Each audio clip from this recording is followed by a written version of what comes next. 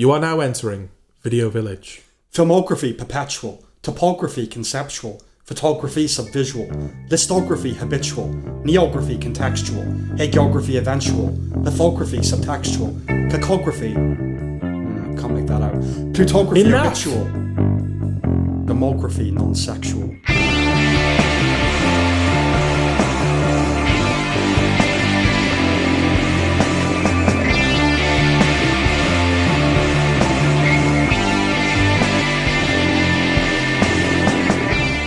Coming up, I review Black Rabbit, and we review The Girlfriend, English Teacher Season 2, Weapons, Late Shift, Honey, Don't, Caught Stealing, The Home, and Alien Earth. Right, enough of that. Black Rabbit.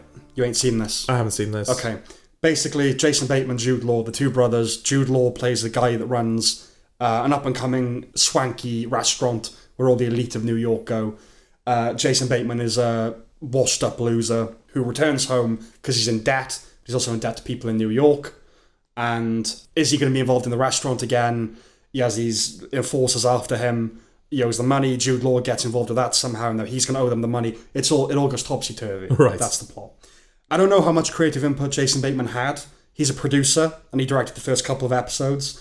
But this, Ozark, and The Outsider, they all have similar vibes, which is excessive runtimes, dour, and drained of colour. It almost feels like an overcompensation for his comedy career. You know what I mean? Yeah. In this, he says cunt in his first scene, I think. Okay. He runs over a guy's head, also first scene. He gets his finger cut off. I would have preferred seeing the roles flipped. So Bateman is the straighter guy. Law's the fun one. Obviously, Bateman took that role for himself, understandably. But he does well as an everyman, I think. So that would have been interesting. It's all rather derivative with its estranged brothers and bookies and enforcers and restaurants tied to organised crime. And early on, frankly, it's a bit boring. It's a prime example of critflation, right? What would have been commended 10 to 20 years ago is now accepted as a given with TV shows. Okay. It's really a season of two halves, though, right? The first half is bloated and uncaptivating, with the exception of Troy Kotzer as the moral mob boss, who steals every moment he's on screen. Right. He's the deaf actor that won the Oscar for Coda, her dad. In Oh, okay. Yeah. But he isn't on the screen nearly enough. There's a date rape thread that feels dangling, but I have to admit the second half does a good job of addressing the show's issues. And what presents as initially decentralised, all these floating tendrils, they do actually come together. The final few episodes are incredibly tense, infused with that safty, uncut coke, Breaking Bad's face-off energy, especially episode 7, which is pure adrenaline.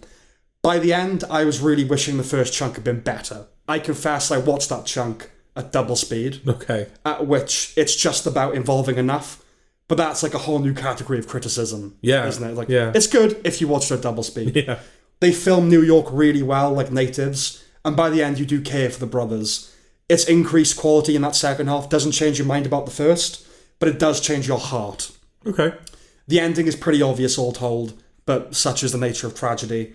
The final montage has an uplift to it that suggests the whole thing will end in disaster. You know, this is too happy, but it doesn't. And I appreciated that because it had already gone dark enough after that point. Yeah. I can't recommend just watching the second half, so I guess I have to recommend the show. Okay. And that's kind of it. So you're a bit displeased with that, are you? Well, it's a shame because you've got to make your way through a slog to get there. But like those final two episodes are really good. Okay. Especially the 7th one, really good. It's exciting, you know, and I hadn't really cared about anything up until that point. Because of what came before, or in spite of? You need all the stuff that comes before, but it could have been done a lot better. Yeah, okay. When we actually get to the action stuff, you know. Yeah, that's it.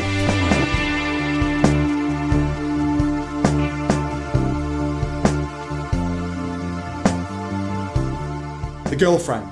What's it about? Olivia Cooke is very attractive. Yes. Sorry, what was the That's question? The show. Olivia Cooke. No, it was Robin Wright. Yeah. She is a rich person who has a son with whom she has a rather suspect relationship. Yeah. They seem just a little bit too close. Yes. You know? One day he brings home Olivia Cooke that he is now dating. She is the titular girlfriend. And her and Robin Wright, they don't get on. No. No. And what is initially just a bit like, passive aggressive turns into them actively trying to destroy each other's lives. Yep. In pursuit of winning the affections of... Well, no, I think initially it's to win the affections of the guy, but I think at the end of the show, it's just like... spite. Yeah. Yeah. They just hate each other. I'm just doing it because I hate you. Yeah. Yeah. So it's Guess Who's Coming to Meet the Parents with some ancient Greek garnish. Okay. Oedipal undertones, Right. certainly. But more a myth about how you got to kill your mum to fuck your girlfriend. Right. So it changes it, remixes it a bit. It's told with an unreliable spectator angle. Yes. Isn't it? Where details and emphasis shift based on whose shoes you occupy at that time. Yeah, because the show starts from Robin Wright's perspective. Yeah. And then halfway through the first episode switches over to Olivia Cooke. Yes. And then I think minus the last couple of episodes, that's how the show is structured. Pretty much. Yeah.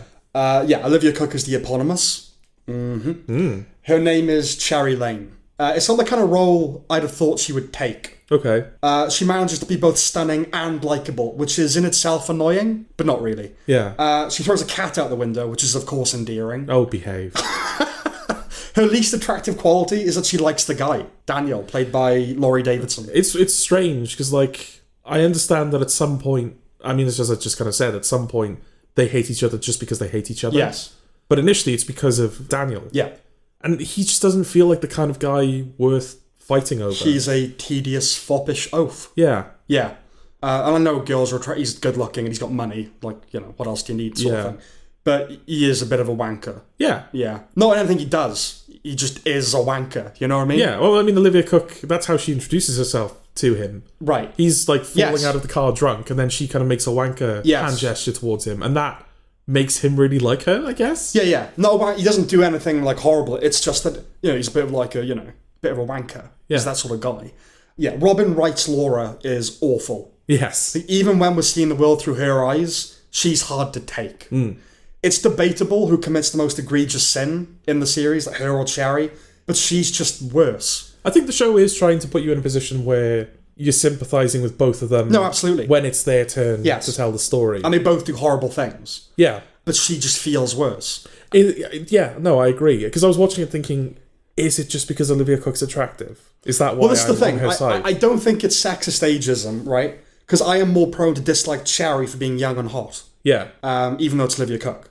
But she is presented as Olivia Cooke now, as a potential femme fatale, isn't she, at first? Yeah. / insecure social climber. We find out she's like working class and all that kind of thing. Yeah. But either way, it's her you're with. I found anyway. Just curious, the kind of the arc of the season is, not the arc of the season, but the end of the season is him realising, oh, she may be up to no good. Yeah. It's like, I don't like the mum. No. Do you know what I mean? Well, that's the thing, because I think she does something to Olivia Cooke halfway through the show. Yeah. Basically logs into her social media accounts and gets her cancelled. Yeah. And, like, Olivia Cooke, I think she knows that she didn't do it because she finds out after she's been out drinking or something. Yeah. So I don't know whether there's supposed to be this element of, oh, did I do that? Yes. But I think she knows she didn't. But despite that, she owns it. Right. Because people are saying to her on the phone when she's trying to get another job, they're like, oh, you're that lunatic online. And she goes, yeah, I said those things. I suppose, like, what are you going to do? Yeah, but that's the thing she does. She takes ownership of it, even though by right, like, it's not her fault. Yeah. And she ends up even using that to her advantage. Yeah. When she's in a job interview and the guy brings it up to her face and she gives him an answer that he actually quite respects. Yeah. And then she does a similar thing to Robin Wright, where she kind of illuminates something that Robin Wright actually did do. Yeah. Fire a person for no reason. And kind of gets her cancelled as well. Yes. And Robin Wright is acting as though it's like the worst.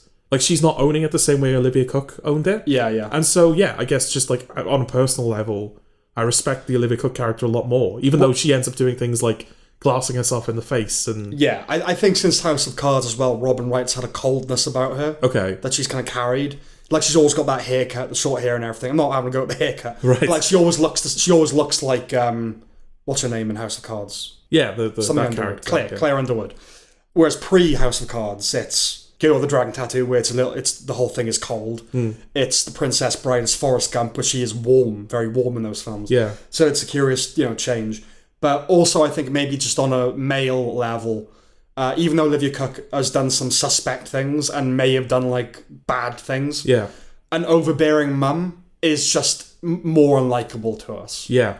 that won't let you go out in the world, and that's more unappealing, and just it hits at something deeper in us than a crazy girlfriend, because they're all crazy. Which, I mean, the show does kind of try and justify by saying like, oh, Robin Wright lost her daughter. Yeah. And so now she's kind of got she's not letting her son go. Right. But then you've got the father, Robin Wright's husband, who is more adjusted than Robin Wright is. I'm not saying, therefore, Robin Wright should be all fine and dandy, because that ends up being kind of like a point of contention in their relationship. Because he's like, I got over our child's death. I don't know why you can't. Right. But yeah, no, I think it's just all to make the point that we've kind of already made, which is I just respected, despite what the Olivia Cooke character does. Yeah.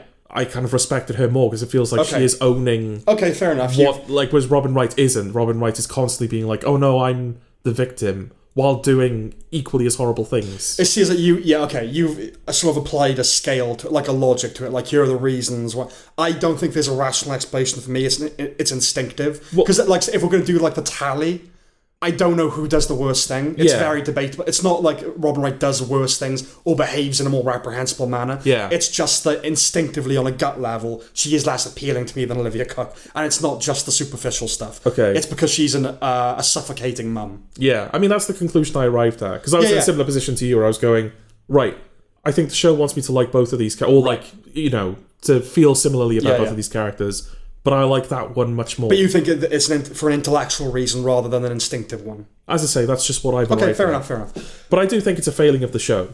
Because the show, I think the show really does... Well, Robin Wright is director as well. Oh, okay. It's her show. Yeah. And she arguably ends up losing because her son ends up... Well, spoilers? She dies, Yeah, she ends up being killed by That's what made it very Oedipal. Like, you got to kill your mum to fuck your girlfriend. Exactly. Which, in a way... I don't know when we decided that breathy, airy, I don't know what accent thing was cool in music. Oh, yeah. We talk about it for moreover, its application in the rendition of classics. Everybody wants to rule the world in this case. It feels like a shortcut to Edge. Yeah. Those words, this context. You thought it was like a poppy, upbeat song. No, we're going to make you rethink that. Yeah. In general, there's too much music in the show. It's wall-to-wall music. Yeah, it feels like there was a lot. Yeah. It's perfectly well made and anodyne. I have no problem conceding that the selling point for me was titillation. It's Olivia Cooke in a lot of skimpy outfits. Mm-hmm. It's a female-driven project and a very chick-litty, guilty pleasure one at that. Fans of You would like it. Okay. Right, the TV show. And those who fancy Olivia Cooke, of which we are too. That's the other reason I watched it. Yes, exactly. Yeah.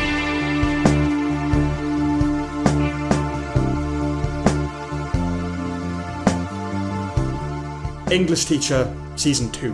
We did Season 1. Yes, we did. When was that? I don't know. I don't even know if it was Video Village or Fun Filter at that point. We won't do the plot synopsis. It's not worth it. Well, it's a sitcom, basically. It's a sitcom about a gay English teacher. Yeah. And dealing with what kids are these days. Yeah. It has that same vaguely refreshing and likeable feeling of the first season, and that slightly heightened sense of humour. Slightly heightened. Yeah. Brian Jordan Alvarez, Stephanie Koenig, Sean Patton, and Enrico Colantoni. Still funny. Well, should I just give up? Yes, we all have. That's like, I was watching it thinking, like, because in the first season, yeah, I think I remember coming out of it being surprised. Like, I liked it more than I thought I would, but at the same time, I didn't feel like I loved it. Yeah. Like, it's a show I probably wouldn't have gone back to were it not for the podcast. But I remember really liking the principal character. I was like, he's the best thing about it for me. Just his total, like, when someone walks in, is like, I need to talk to you, and he's just like, no, please, no. Yes, put upon. That just like, I just really like that character. We always like those characters. Yeah. Whereas this season, I still liked him, but I found that I actually liked the cast around him. Yeah, it evened out. A lot as well. It evened out. I think I liked Brian Jordan Alvarez in the first season mostly. But yeah, they're all kind of... I like Stephanie Koenig does some physical stuff, like when she's falling over. Okay, she's good kind of clown, you know? Yeah. The COVID musical was funny. The sentient trash can was funny. A takedown of the oppression Olympics and anti-racism. Yeah. That guy is gay punchline. I love that. Yeah. The observation about theatre. So like the kids, they're putting on this musical and it's awful. Yeah. And the kind of vaguely Trumpy guy. No, sorry. The English teacher is like, this is terrible. This is awful. How do I tell them? And then the Trumpy, the PE teacher is like, I've seen theatre. I think this is just what theatre is. Absolutely. Yeah. Amateur theatre anyway. Yeah. That was on the money. As was the main character being a proponent of DEI until it applied to him. Yes. You know? Yeah. I think I like it more than the first season. I'd agree, yeah. And that's kind of it. I mean, I think like Elsbeth, it may not be necessary to review future seasons unless there's a stark change. No. Because it is what it is. Yeah, it's very watchable. Yeah. It's very, very easy to get through. Short episodes. Yeah, I mean, nowadays in TV, that alone is kind of a blessing. Something that's just easy to, regardless of its quality, something that is just easy to get through. But it has that quality to it. And I just like, because it's a comedy that kind of is dealing with current political issues. You kind of alluded to a couple there, DEI and, anti-racism and the COVID musical, which initially was an adaptation of Angels in America. Yeah, they were doing an adaptation of Angels in America, and then they're like, well, COVID's basically our AIDS. Yeah. And the gay English teacher was like, no. No. But they're like, all right, explain AIDS to us, and he did, and they went, that just sounds like COVID. Yeah, the other teacher's like, I think his gay partner, his gay partner, yes. But his boyfriend is like, hey, to them, it is something that we didn't know what the fuck it was at first, and we were scared, and so it does really try and balance everything. But that's what's nice about it, is a lot of the characters in the cast all sit in different places on the political spectrum. You've got the left-leaning teachers, like you said, you've got the PE teacher who's quite right-leaning. You got characters that are trying to be as politically agnostic as they can, but they all like each other.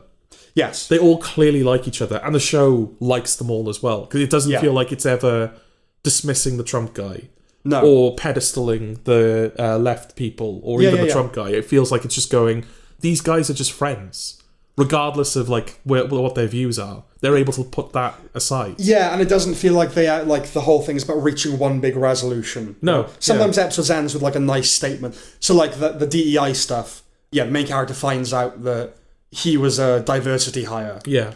And resents it because he wanted to be hired on his merit. So he's kind of, that sours him on the idea of DEI. She's kind of going around trying to disprove it, basically. And then at the end, the head teacher's like, we did hire you for that, but here's where I wrote in your notes that you're going to be dedicated and you care, you go the extra mile. And then when he's talking to the PE teacher, who he's expecting to be against it, the guy's like, it sucks, but I wouldn't have a gay friend, probably, if they hadn't. Yeah. But I don't know if that was meant to be, the final word on it. I feel like they offer all these things. Yeah. And they leave you in they leave you in a satisfied place, even if you don't agree with what's been said, but it's fine. In that sense, I think it's exactly the kind of show that we need right now. Right. Just a show that depicts people that are at odds politically getting along. It's just a shame that it almost certainly wouldn't be allowed if the main star wasn't gay. Yeah, probably. That's a shame, but hey, he's using his powers for good. Well, but again, that's kind of the point that's made in the DEI episode, isn't it? It's like, look, you are Asian, you are disabled. Yeah. Use that. Use every part of you. Yeah. It's okay to use what's yours. Yeah. Yeah, so I mean, I would recommend it. I think just outside of whether I think it's a good thing or not, objectively in the culture, it's a funny show. Funny. Yeah. It's something you can just watch casually and enjoy. So I would definitely recommend it. Cool. Okay, me too.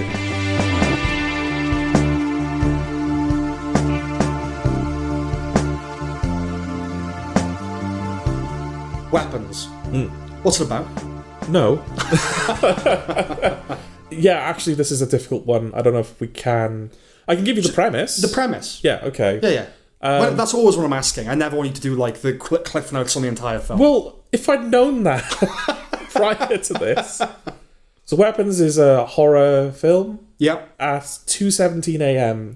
On this one day in this one town. All of the kids in a single classroom, they run off into the night. They leave their houses, never to be seen again. Yes. What the fuck happened? Yeah, that's it, pretty much. And there's a town dealing with it. Yeah.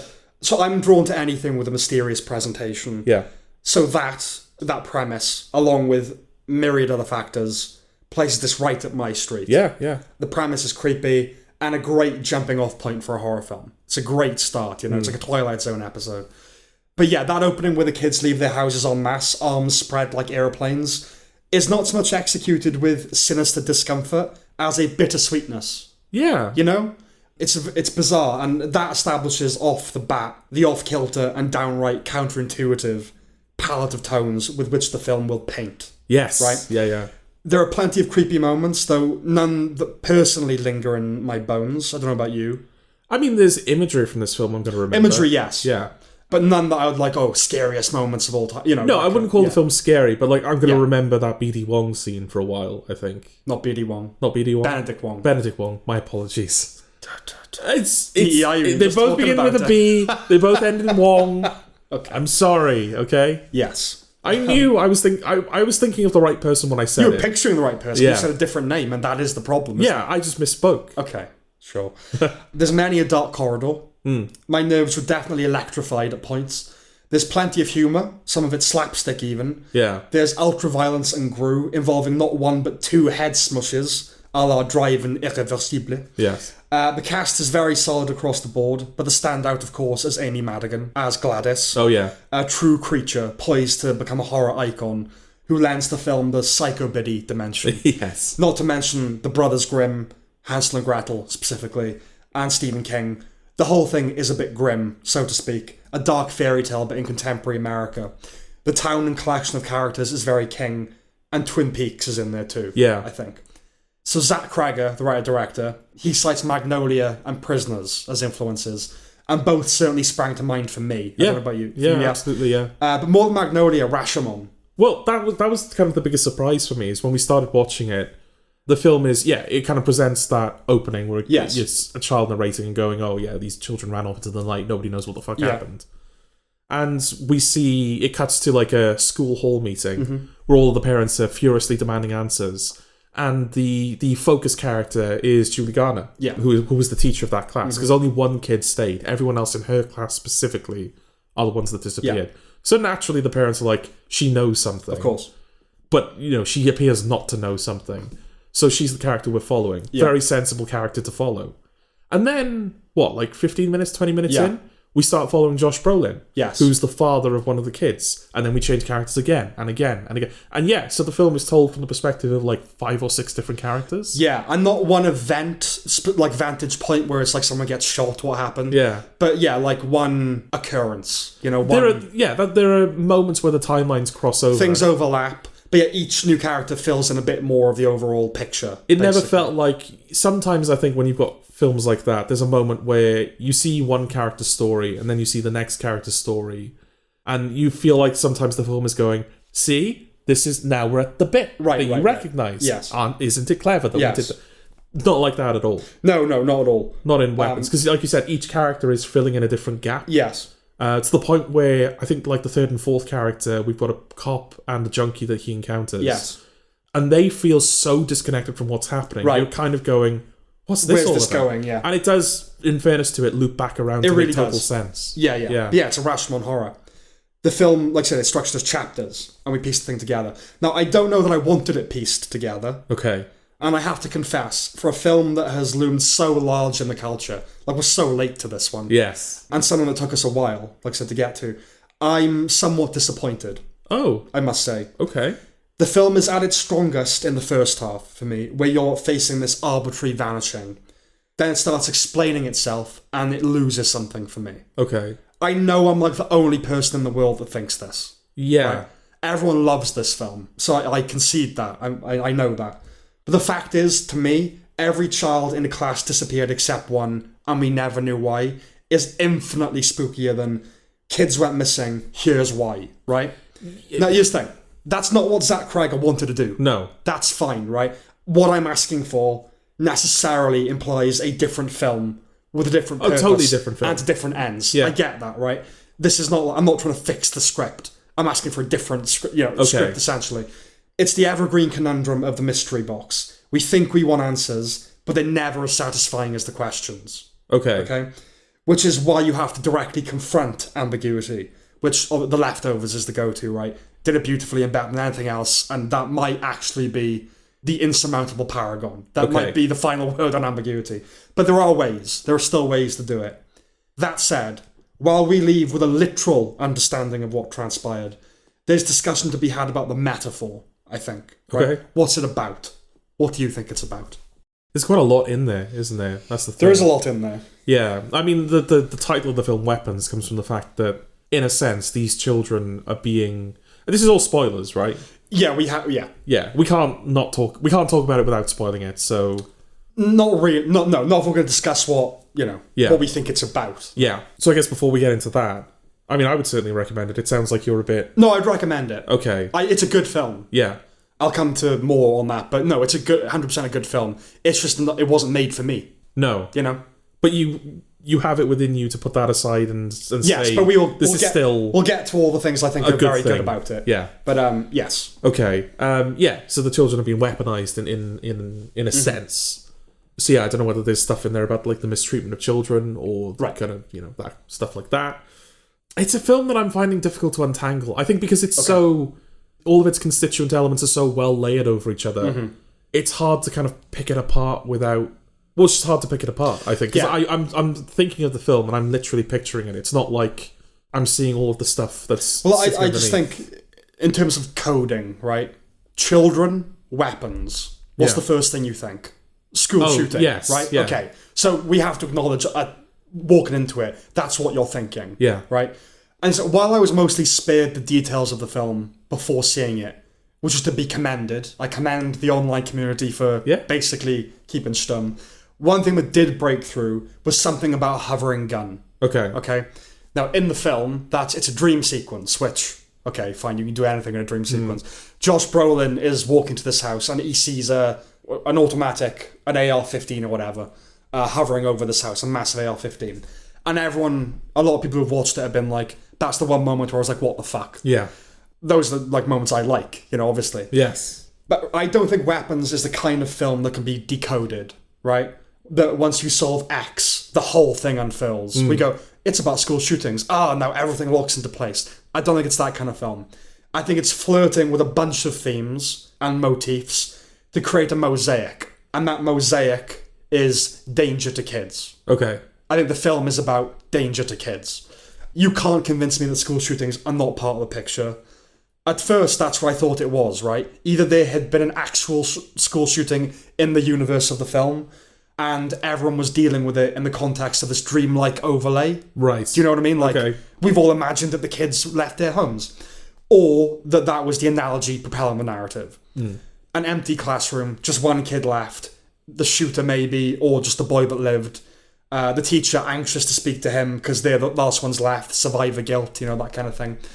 When Brolin sees the assault weapon, it has 2:17 on it, the time the kids disappeared. Yeah. So I was thinking, maybe they were killed at 2:17 p.m. at school. Okay, right? All right. And when I looked into that, I thought the imagery was actually too on the nose then. Do you know what I mean? I was like, that's what you're doing, you're just showing a gun. Yeah. But there's stuff in there about lynch mobs, and the teacher must know something, must be responsible. Initially, that tied into the school shooting theory. Parents frantically searching for something or someone to blame. They spray witch on her car, a witch hunt. Yeah. Coming up with theories, some of them conspiracy-oriented. But it's broader than that. And that inferred criticism of scapegoating, when you were like, it's about we blame thing, is confounded by the truth behind the actual disappearance. Because when we say witch hunt, we know they're not real. Oh, right, yeah. Do you know what I mean? Yeah. It's like the film's message is that the satanic panic, all that stuff. No, that's justified. There are witches. They do take your children. Yeah. So it's interesting. Yeah, because basically this witch, Gladys, is kidnapped all these children to sap their life essence, right? That's basically what it is. And Gladys telling Alex, the one boy who's remained, who's her nephew, maybe. Like, we don't know really what she is. My kind of interpretation of it was she's not a family member. She's taken the place of a family member. Yeah, okay. Yeah. Or this is just what she does, right? She goes to different towns and that kind of thing. Her telling Alex not to reveal at school what's happening at home, that evokes child abuse. Yeah. The final shot of the film, which is on Brolin's son's emotionless face as he's being carried away, that was initially intended as a silent image. Okay. Right? But we have narration over it now. Test audiences didn't like it. So they put it in, like, the kids saying that, eventually some of the children start speaking again. And, it's a shame that it wasn't allowed to just let it sit, But either way, trauma is there. Yeah. They're dealing with trauma to children, right? Also, something about parasites. Yeah, that happens too many times. To be a coincidence. Yeah. She's talking about it in classroom. There's a couple of TV programs on about parasites. Yeah. It's probably just parasites. That's what they do, right? They suck the blood from... Well, I'm assuming Gladys is the parasite, yeah. It's not the full-on terror fest that I expected. It's actually quite silly and knows it. It leads into that. The climax, far from unfathomable unease, is essentially a slasher or a monster movie. Yeah. Comically so. Oh, yeah. When the guy keeps, like, getting knocked out, but then chasing him. Right, like, waking up and screaming immediately and chasing him. Yeah. Like, exactly. We were laughing during that. And the film clearly wants you to. It wants you to. Yeah. Yes. It's a film that devolves over its runtime, but not into something bad. I don't mean that negatively. No. Into something neat, actually. By which I mean exact. I expected to leave uncertain, right? Like, you never really know what happened. Instead, it ends up being this tightly engineered little box of a thing. Yeah. With just a couple of bizarre blips. I admire the boldness of the tonal play, but I didn't leave with the feeling I wanted. And I found the ending anticlimactic because it's just telling you up front what's happening. Okay. Now, again, that's just me. I like not knowing sometimes what the fuck is going on. Yeah. It's creepier. But everyone seems to love it, and I totally get why. Because me going in thinking it's going to be this very abstract, not knowing what's happening, but it's actually the complete opposite of that in a very good way. You know, it's something that's very tightly written. Yeah. It's very tightly constructed. It knows the structure, it reveals things at the right time, and so I admire it greatly. It's just not my jam. Okay. You know what I'm saying? But it sounds like this is more, and I mean this is in the nicest possible way, this is more your problem than the film's problem. It's my problem. Yeah, absolutely. And I brought the wrong thing to it, because I've been led to believe certain things about it, you know, but that's my fault again, for having expectations. Yeah, I mean, if that's the price that you pay for going into it completely blind, which absolutely is the right thing to do for this film, then I will definitely watch it again. And maybe I will like it a lot more now because I know what it is, you know. But it's a unique story. It's very competently made. It's interesting, and I was never bored. No, I just wasn't fully sated, you know. Final point. I know that homeless drug addicts are desperate, but continuing to rob the place after those two appear on the couch is next level balls or next level dumb. Yeah. It's one of the two. Let alone going down to the fucking basement. That is not a house into whose basement you go. Yeah. But that's kind of all I got to say about it. Okay. I guess he was committed at that point, right? If they weren't in there already. Yeah, if you're not going to disturb him, we'll just take your shit. That's what I came here to do. No, I didn't have the same problem as you. Like, I also went in not knowing what it was, and I ended up really liking it coming out. Because, like you said, it's so tightly written. It knows exactly what it wants to be. Yeah. And what it wants to be on paper sounds counterintuitive. So I think it's kind of a little miracle that it managed to pull that off. Yes. Some really... Even during the moment... Because I think, like, at the start, it keeps up the pretense of being a horror. But around the halfway mark, we're sort of past that point. I think when Gladys shows up, the film changes gears. Yeah. Because she's such a large... She's a clown, basically. Yes. She looks like one. Yeah. She's such a large-and-life character. She's popped up in, like, these dream sequences and stuff like that. But, that's the 180 where it's like, we're going to be a bit ridiculous now. Yeah. You know. But, like, even during the parts of the film where it is keeping up the pretense of being a horror film, like when Julie Garner's asleep in the car... Yes. And the woman's coming out with the knife, and it's such that strange walk. Yeah. It's that conversation about, like, there's such a thin line between the horrific and the silly. Yes. And that's a moment where the film is trying to be more horrific. Yes. Despite the fact that it's doing something that later on it will present as very silly. Yeah, and again, children tearing a woman limb from limb. Yeah. Can be done in a horrific way, or it can be done in the way it is, which is it's funny. Yes. You know? A totally silent foot chase through houses as she's screaming, and these children are chasing her. They just rip her apart. Yeah. Yeah. But it knows it's funny. Yeah. You know? So, yes, to be so kind of aware of what you're writing. Yeah, it's brazen. Yeah. You know? 100%. And I can't help but... Like, I can imagine there's a version of this film where it's just the final act, if you will, where it's Adam is the focus character. Yes. This weird aunt comes and visits, and then his parents become unresponsive, and she's like, oh, you know, I want you to bring me items from your classmates, and the film is just that, and it's just a generic, like, standard horror film, and it's boring, and it's like, it's just not that interesting at all, but they managed to take that, because that's the story, basically. That final act is what the story of the film is. Everything around that is kind of... You could get away with not doing it. Yeah, I don't know what the impetus was, the initial thing, but it felt like wherever you start and it starts to become about children, you go, oh, okay, we can do a lot in contemporary America about children and schools and all that kind of thing. So I admire it deeply. Yeah. I admire it very deeply. Just didn't love it, that's all. Okay. I did. I thought it was a really, really good film. Love is the word you'd use? At the moment, yeah. Okay, all right. Yeah, I mean, we've still got like more of the year left. Yes. So I don't know if it's going to end up on a list or where. Mm-hmm. But at the moment, I feel very positive. It's going to be high on a lot of people's end of year list, definitely. And I think rightly so. And I wouldn't disagree with that.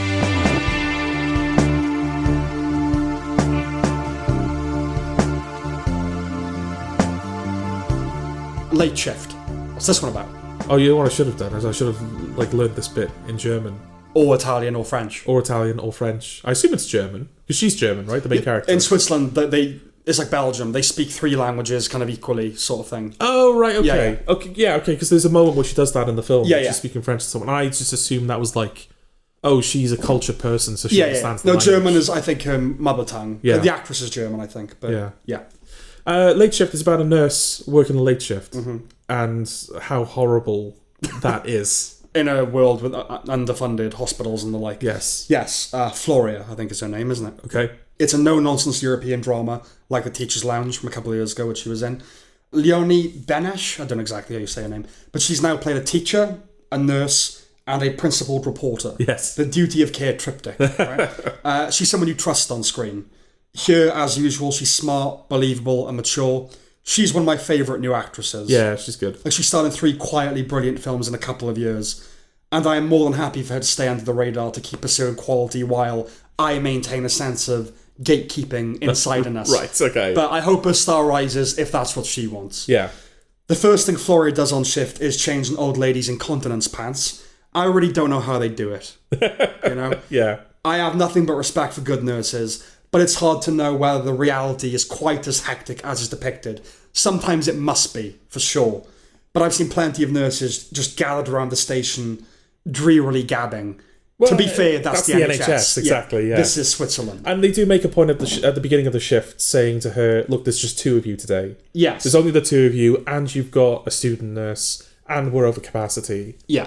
Deal with it. Yes. Basically. So it's kind of saying from the off, this is not normal. This is not normal. Yeah. But at the same time, it's becoming the norm. This is kind of highlighting a problem that is the norm. Exactly. Yeah, or becoming the norm, as you say. The film could feasibly have been a single take endeavour. It also could have taken place in real time. Boiling point in a hospital, which will happen soon. You think? Yeah. And there is a moment where she studies a kettle boiling, so it made me think of that. I'm glad it was neither. I don't think something can be rather breathless, just as one can't be somewhat dead. But it is rather breathless, with a few moments of respite. Late Shift can be placed squarely in that relatively novel subgenre. The work is stressful drama. Yeah, because that's the thing, that the plot, it's not like, oh, it's Christmas Eve and they have to... Like, the president comes in with a bullet wound. Yeah. Like, no, she is just working her shift. Yes. That's the plot. Yeah. She's it's an ordinary day. It's an ordinary day. It has to be an ordinary day, right? Yeah. Yeah. I'd say it's a generational thing that we can't take the pressure like our forebears could. Not to detract from the reality that many of these are good films. I'm not having a go at the films. Maybe it's that we don't accept pressure as a given like they did. That they didn't notice it or take it to mind and body in the same way we do. Or maybe we've just got a more personal relationship, or maybe that personal's the wrong word entirely, but professional. Well, no, because like you get the sense that with Boiling Point, for example, and The Bear, you get a sense that it's not just work to them. It's no, of course, yeah. They're conflating it with like, this is my life. This is, if I don't have this job, I have nothing. Of course, yeah. With her, it feels like this is more of a, look, I'm here to do a job. It's not like being a nurse is my personality. But it's an important job. But it's important, yeah.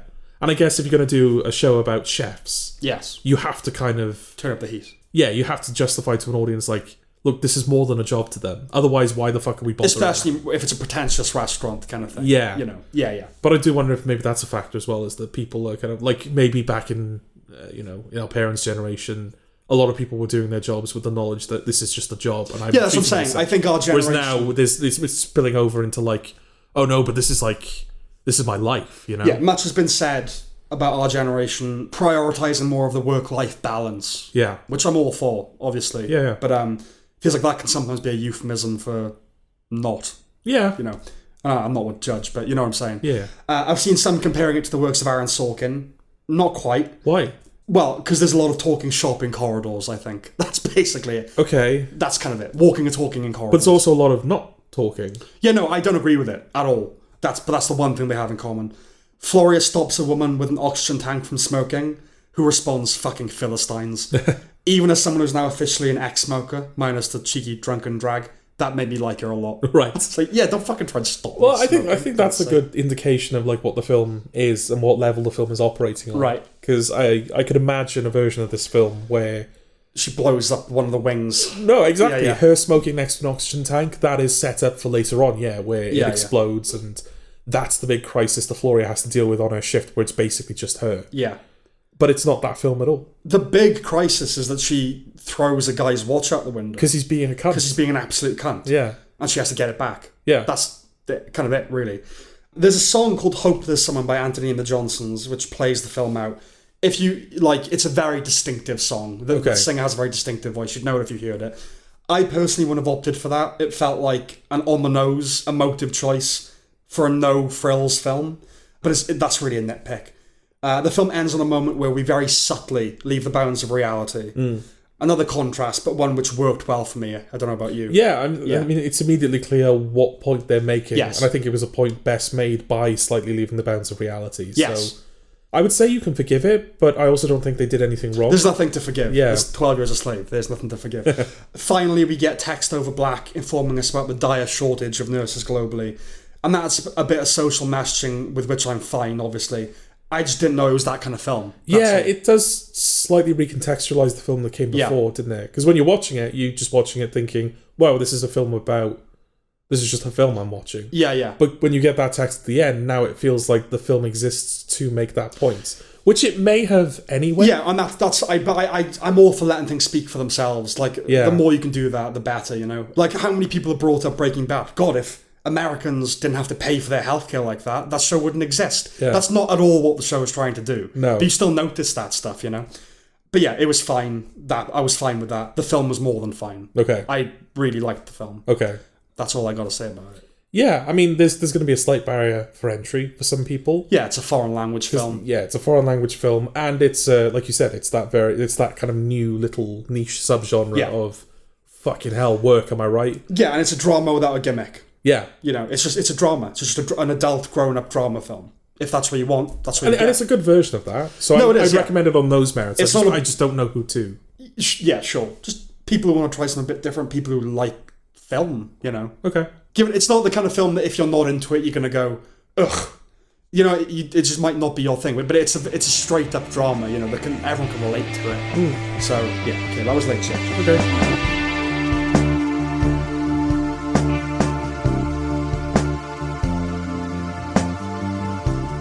Honey Don't. Indeed. So, what's Honey Don't about? I'm trying to remember her name. I can't even remember what it's about, but Margaret Qualley. Margaret Qualley, yes. She is a private detective. Yeah. Chris Evans is the lead person at like a church, an evangelical church. Yeah, he's a bit of a cult leader. But well, that's the thing. It seems like he's preaching the word of God, but really he's just using that as an excuse to sleep with beautiful women. Imagine. Yeah, who would have thought? But that's also kind of the front for this kind of organised crime thing that Margaret Qualley ends up kind of getting entangled in. And as part of that, she's led to Aubrey Plaza, with whom she has lesbian relations. Yes. So one would think, being that there are sex scenes between Margaret Qualley and Aubrey Plaza, that this should be the best film of the year. Well, dare I say the best film of any year? Yes. So, the fact that it's not... No, I liked the Entourage-style opening credits. Do you know if you remember them? It's like, you know, on the billboards and signs and all that kind of thing in the time. Yeah. That's it. Oh, okay. Yeah. Right. It's a horny film. Well, it's a sex comedy kind of thing. Ethan Cohen, right? Ethan Cohen. Yeah. It's a shame that you can just say that now, and that's what it means. That's what he is now. Yeah. Gone are the days of the Cohen brothers. This is now his Ethan identity. Cohen, and his wife. Raunchy lesbian sex comedies. Yeah. With Margaret Qualley in them. Yes. Another lesbian B movie with an idealised sapphic sensibility and that flimsy kookiness. Yeah. It follows Private Investigator, yes. It's a shame that once again it has the trappings of a Cohen film without the X factor. Without, well, Joel. It's so... Well, yeah, absolutely. But it's just so uncanny. That's what I found interesting about this one. That you squint. Yeah, you're like... Yeah, that's what a Cohen film does, right? Right. Yeah, I guess that felt Cohen-y. What's going on? Yeah. Why is this so something I recognise, but also that's something that feels completely off? Yeah, it's strange, isn't it? Yeah. I read someone saying that their parting, the brothers parting, proves that Joel was the more serious guy and Ethan was more about the fun. If only. It's a pale imitation of the Cohen style, as though made by a poser wannabe. Yeah. Thank God Noah Hawley has been around to keep that flame lit as much as he can, you know. My impression of Margaret Qualley is that she thinks she's all that. Okay. Which I get why she would think that. Yeah, of course. And she brings that to her character here, definitely. I'm sick of her, to be honest, a little bit. And Aubrey Plaza. Sorry, George. I'm a bit sick of her as well. Chris Evans is doing something different. That's something, but not anything, really. And I could have done without Charlie Day. It's another film insisting that it's boring to be straight. It's just a mess. Yeah. Right? But short, thank God. Given Ethan and his wife's proclivities, it's hard to temper the suspicion that it's just them enacting fantasies. Which ultimately is what all filmmakers are doing, right? Some even lecherously so. And I'm not really in the mood to explore the nuance, but like, for some, it's not only forgivable, but endearing. For others, it's gross, right? For some, it's, I'm a piece of shit. For others, it's boring to be straight, you loser. Yeah. Right? The films the brothers made cannot be unmade, and I can't rightly say that these films will sour Ethan's legacy, because when he goes, nobody will be talking about them. No.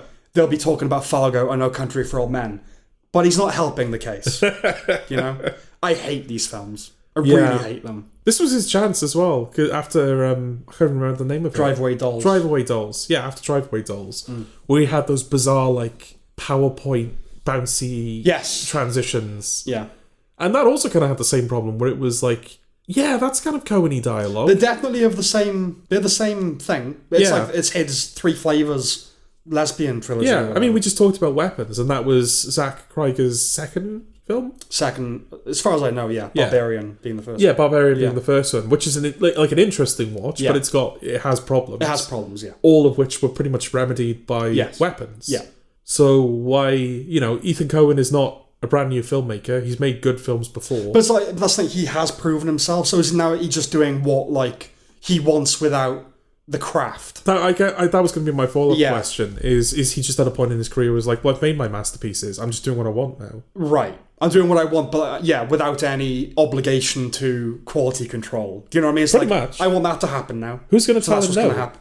Yeah, it's like Megalopolis. I mean, not exactly, because I think he probably was aiming for masterpiece with that. Yeah. But I made No Country for Old Men. I made Fargo. I made Barton Fink. Yeah. I made Miller's Crossing. The list goes on. Yeah. But it's still disappointing. It'll always be disappointing. Yeah. I think even when he makes the next one, and that'll be bad. Yeah. I don't want it to be. No. I want to be able to turn around and say, wow, we were wrong about him. But if it does turn out to be bad, we'll be in exactly the same position where it's like, we're disappointed. Yeah. Because he made... It's Coen. Yeah. Like, just by hit rate, they're probably my favourite filmmakers of all time. Yeah. You know? They're on the Mount Rushmore, if they can occupy one. Get them into one thing. But, that's all I got for Honey Don't. Yeah, well, we certainly don't recommend it. We certainly don't. Because it's not a fun, bad movie watch. No, it's just bad. Yeah, it's just, Yeah.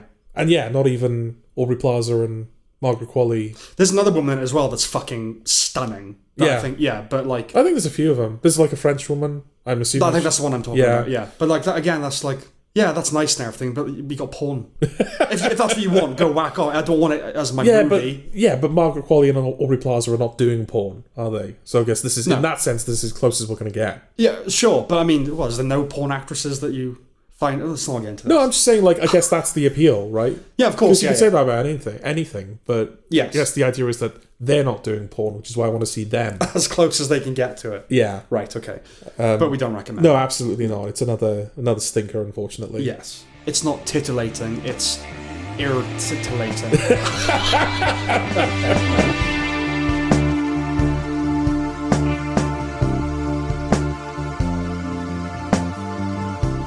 Caught stealing. Do you want to explain the premise for this one? I'll give it a go.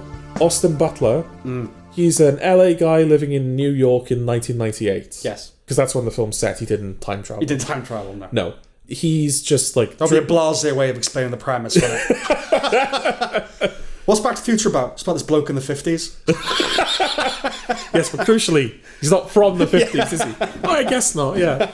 Yeah, Austin Butler, he's just like drinking beer and fucking Zoe Kravitz. Yeah. And then Matt Smith asks him to look after his cat. And it all goes downhill from there. Yeah. There's drugs, money. Yeah, there's people that want to get a hold of Matt Smith because he has something they want. Yes. Austin Butler gets wrapped up in that. And it's just like... It's a bum, bum, bum. It's one of those. Things get worse and worse kind of thing. Yes. Darren Aronofsky. It's Darren Aronofsky. Aaron Aronofsky. Yeah, I always do that as well. Yeah. Like Quallers, Austin Butler tends to act like his shit don't stink. I don't think I'd ever seen him do a truly humbling role. Okay. Notwithstanding his beating in Once Upon a Time in Hollywood. Right. But as the film progresses, he is broken down. Yeah. He is required to act like a flawed human being. And this is a surprisingly physical performance. Yeah. Right? Yeah. Kudos to him. He is very good in the film. Okay. Did you think so? Yeah, I mean, I think most of the people played their parts very well. I would agree. Yeah. Setting it in 98 may involve some practical considerations, like the fact that cell phones weren't fully entrenched yet. Yeah. That was like 99, 2000. Apparently, it's because that's when Pi was released, which is Aronofsky's debut film. Oh, okay. And another New York film, which also involves Hasidic Jews. But he wanted to recapture that grittiness, right? Well, I was going to ask you... I had a couple of questions to ask you. Firstly, is this filmed on film? I don't know. It looks like it is. Yeah. Well, I was going to say... Well, we'll get to it, but yes, that's a good question to ask. Yeah. But yeah, you wanted to recapture that... Because Pi is a black and white movie. That's very independent, you know. Yeah. And I guess my follow-up question to that was... I mean, you kind of already answered that. I was like, what do you think are the reasons it was set in 1998? I'll go. Do you think part of it was just because this kind of feels like a film from the 90s? Yeah. Like I wouldn't be surprised if that was kind of the intention. Was like we just want to make a film that would have come out in that time where it feels like the point of it is just to be a thing that not exists. Nostalgia. We just want to do one of those films. Yeah. 100%. But yeah, he definitely does recapture that grittiness. And whatever the reasons for setting in 98, they suit me. Yeah. Right? I think we're going to see more of this. You think? I think so. Not purely out of nostalgia, but because filmmakers simply don't want to deal with modern life. Yeah. Right? One could argue an artist's job is to reflect the world as it is, but I kind of think that's bullshit. I think it's a nice added bonus. Yeah. I think you just got to tell a good story, right? With Madam Web, we talked about the conspicuous absence of 9/11, didn't we? Yes. And New York now is not what it was in the 90s. No. And I totally understand the obligation a filmmaker might feel to deal with the fallout of COVID, you know, or the cost of living now, or social media. And I more so understand why you'd want to avoid that altogether. No, fuck that, we're going back in time. Okay. Right? I think a lot of us want to do that anyway. Was the Madam Web thing, was that like a fortunate comparison that you made there? Because I also had another question, which was, is this the first film? It's probably not. Yeah. Maybe it's an indication of like how much more you watch than I do. Okay. Is this the first film set in New York post 9/11 that depicts the Twin Towers? As in, it's set pre 9/11 in a post 9/11 world. Yeah. Yeah, you know, I can't think of another film that's done that. That isn't directly about 9/11. Yeah. I think so. Yeah. Because that was quite... When they were there, like as a background detail, because that's the thing, there's a lot of like big wide shots in this film. Yes. I think because Darren Aronofsky recognised that New York was also a character. It 100% is. In this film. Yeah. So, and that's a cliche, but it's true. Absolutely, yeah. Like it really is in the DNA of this film, that city. So yeah, there's a moment where they're driving off down the street and over the skyline you can see the Twin Towers standing tall, and I was like, fuck, I don't think I've ever seen that since... Yeah, it's basically a way of saying the world is not always going to be like this, right? Yeah. Yeah, obviously 98, that's when his first film came out, but I think it's smart as well. If you set the film in 99, you are inherently saying it's about the end of something. Yeah. You know, the world is going to change, the millennium bug, 9/11 is very close. Yeah. 98 is like, no, it's a bit before that even. It's like, we're in the 90s. But yeah, despite its period, this is a throwback to 70s New York thrillers as well, I would say. The 90s retains enough of that analog world for it to be in the same family, right? There's also a bit like GTA 4 in there for me, the various ethnic gangs, you know? Yes, yeah. You got the Italians and you got the Hasidic Jews and the Russians. The Russians. It's very professionally directed. Yeah. No bullshit. No nonsense. Darren Aronofsky is one of those people where I don't feel like I see him that often. Yeah. So I keep forgetting how good a filmmaker he is. Absolutely. I love the texture of it. Yeah. Right? And it wasn't that it was grainy necessarily, even it might have been filmed on film, but it felt like it was achieved with production design. Yeah. The bar looks like a bar, you know?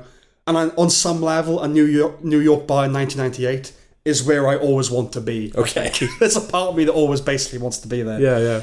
Like Inside Llewyn Davis, the cat is basically to blame for everything. Oh, behave. Surprise, surprise. He should have thrown that fucker out a window. I knew Regina King was dirty. Steady on. But did you? Did you? I must confess, it wasn't until she had the black and white cookie in her hand and she was like, we're waiting for backup. Okay. That's when it clicked for me. That she was? Yeah, so like right before it was revealed. Okay. Well, that's good. Yeah. Yeah, no, that's good. And I think I don't think it's one of those things where it's like, oh, you're an idiot if you didn't notice. I just guessed, basically. Yeah, but no, I credit the film with, I found out exactly when I needed to. Yes. No, that's good.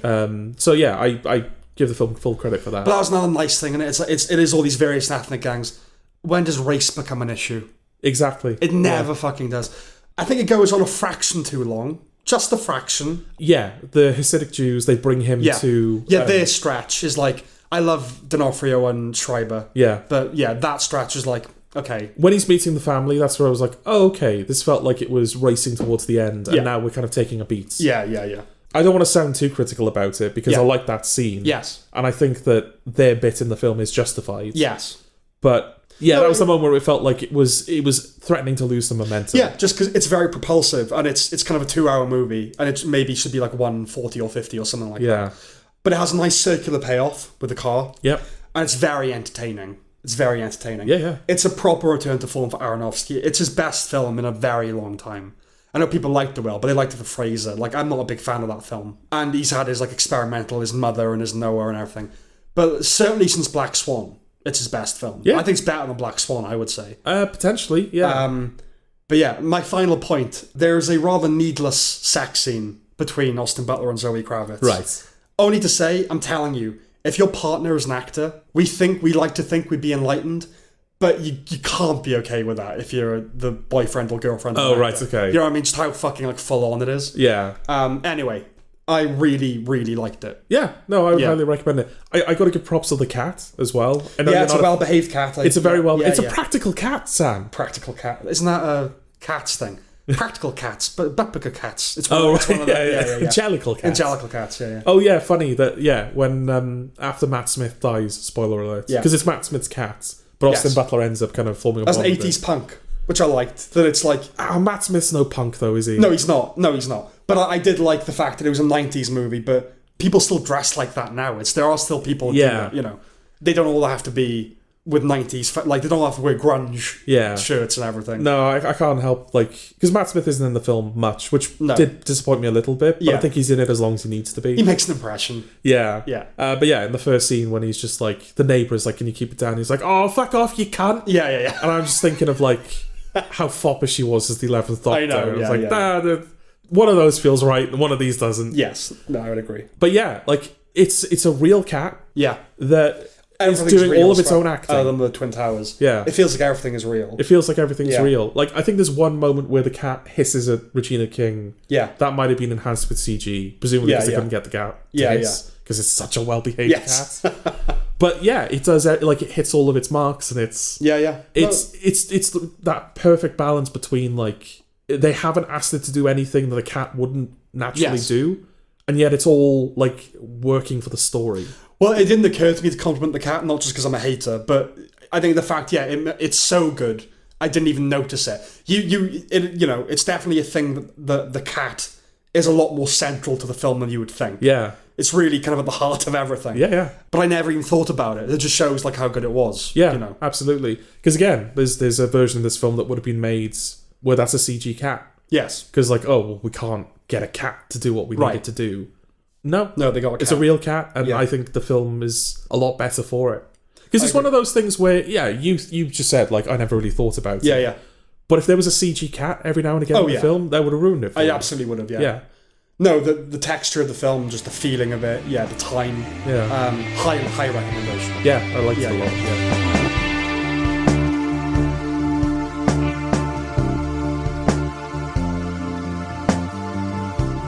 The Home. In a way, I like this too. What's The Home about? Pete Davidson. Yeah. He's back. And he's... Guess who's back? Acting? He's in it, isn't he? He's certainly in the film, yeah. He's not a good guy. Or he is a good guy. He's a graffiti artist. Did not a good thing. Yeah. And as part of his community service, he needs to work at this old people's home to avoid sentencing or however they justify it.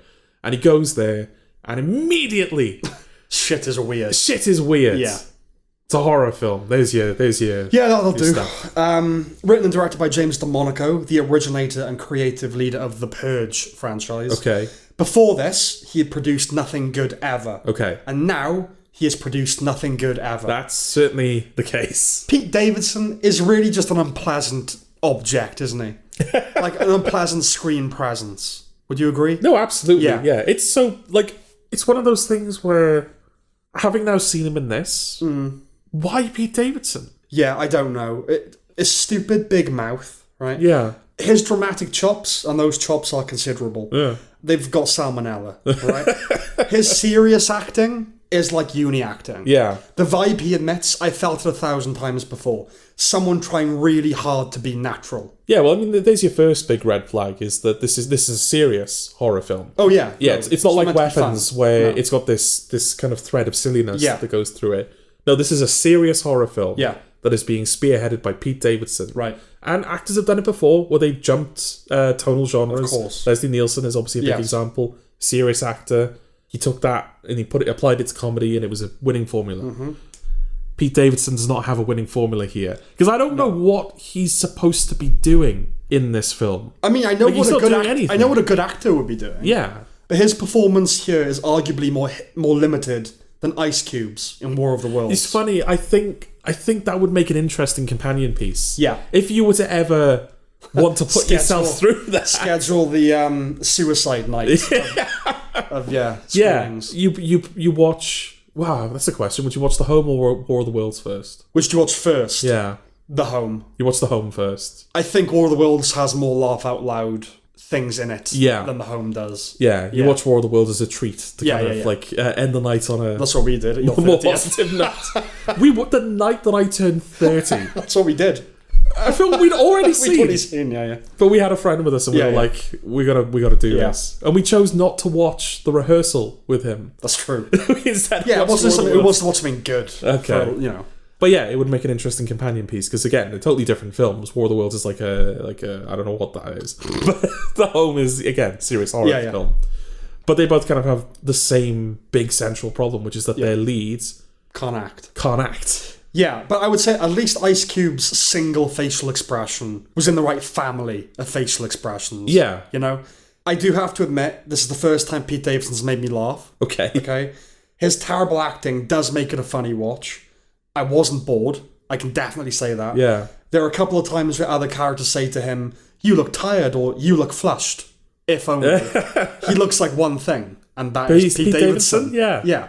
There's a moment where I can't remember what happens. Maybe like an old woman gets impaled on a spike or something. Oh, and they do the Michael Bay. Yeah. There's a moment where the big string sting in the score as the camera, like you said, Michael Bay's around him. Whips around him, yeah. And Pete Davidson is just totally static within the frame. His face is unchanging. Which would be funny if that was the intent. While the film is going around him.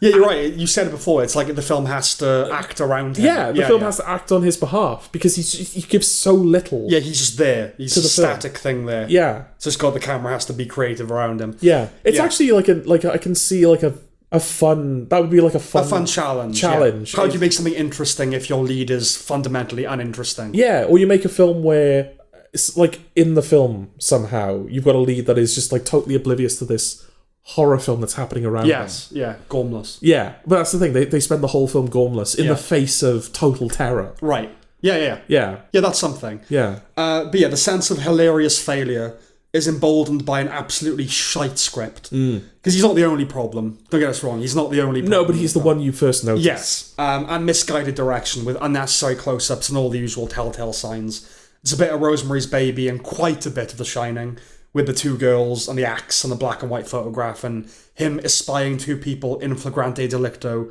through a door slit, which incidentally happens straight away. Yeah. That weird sex thing. Yeah. The zero build-up, the screams, the constant fucking screams from upstairs, the bleeding woman in the swimming pool, the fourth floor, the horrific nightmares. The weird shit arrives way too early. Then Norma, old lady, tells him there's something wrong with this place. And we cut to Max, Pete Davidson, pacing his room, asking himself what she possibly have meant by that.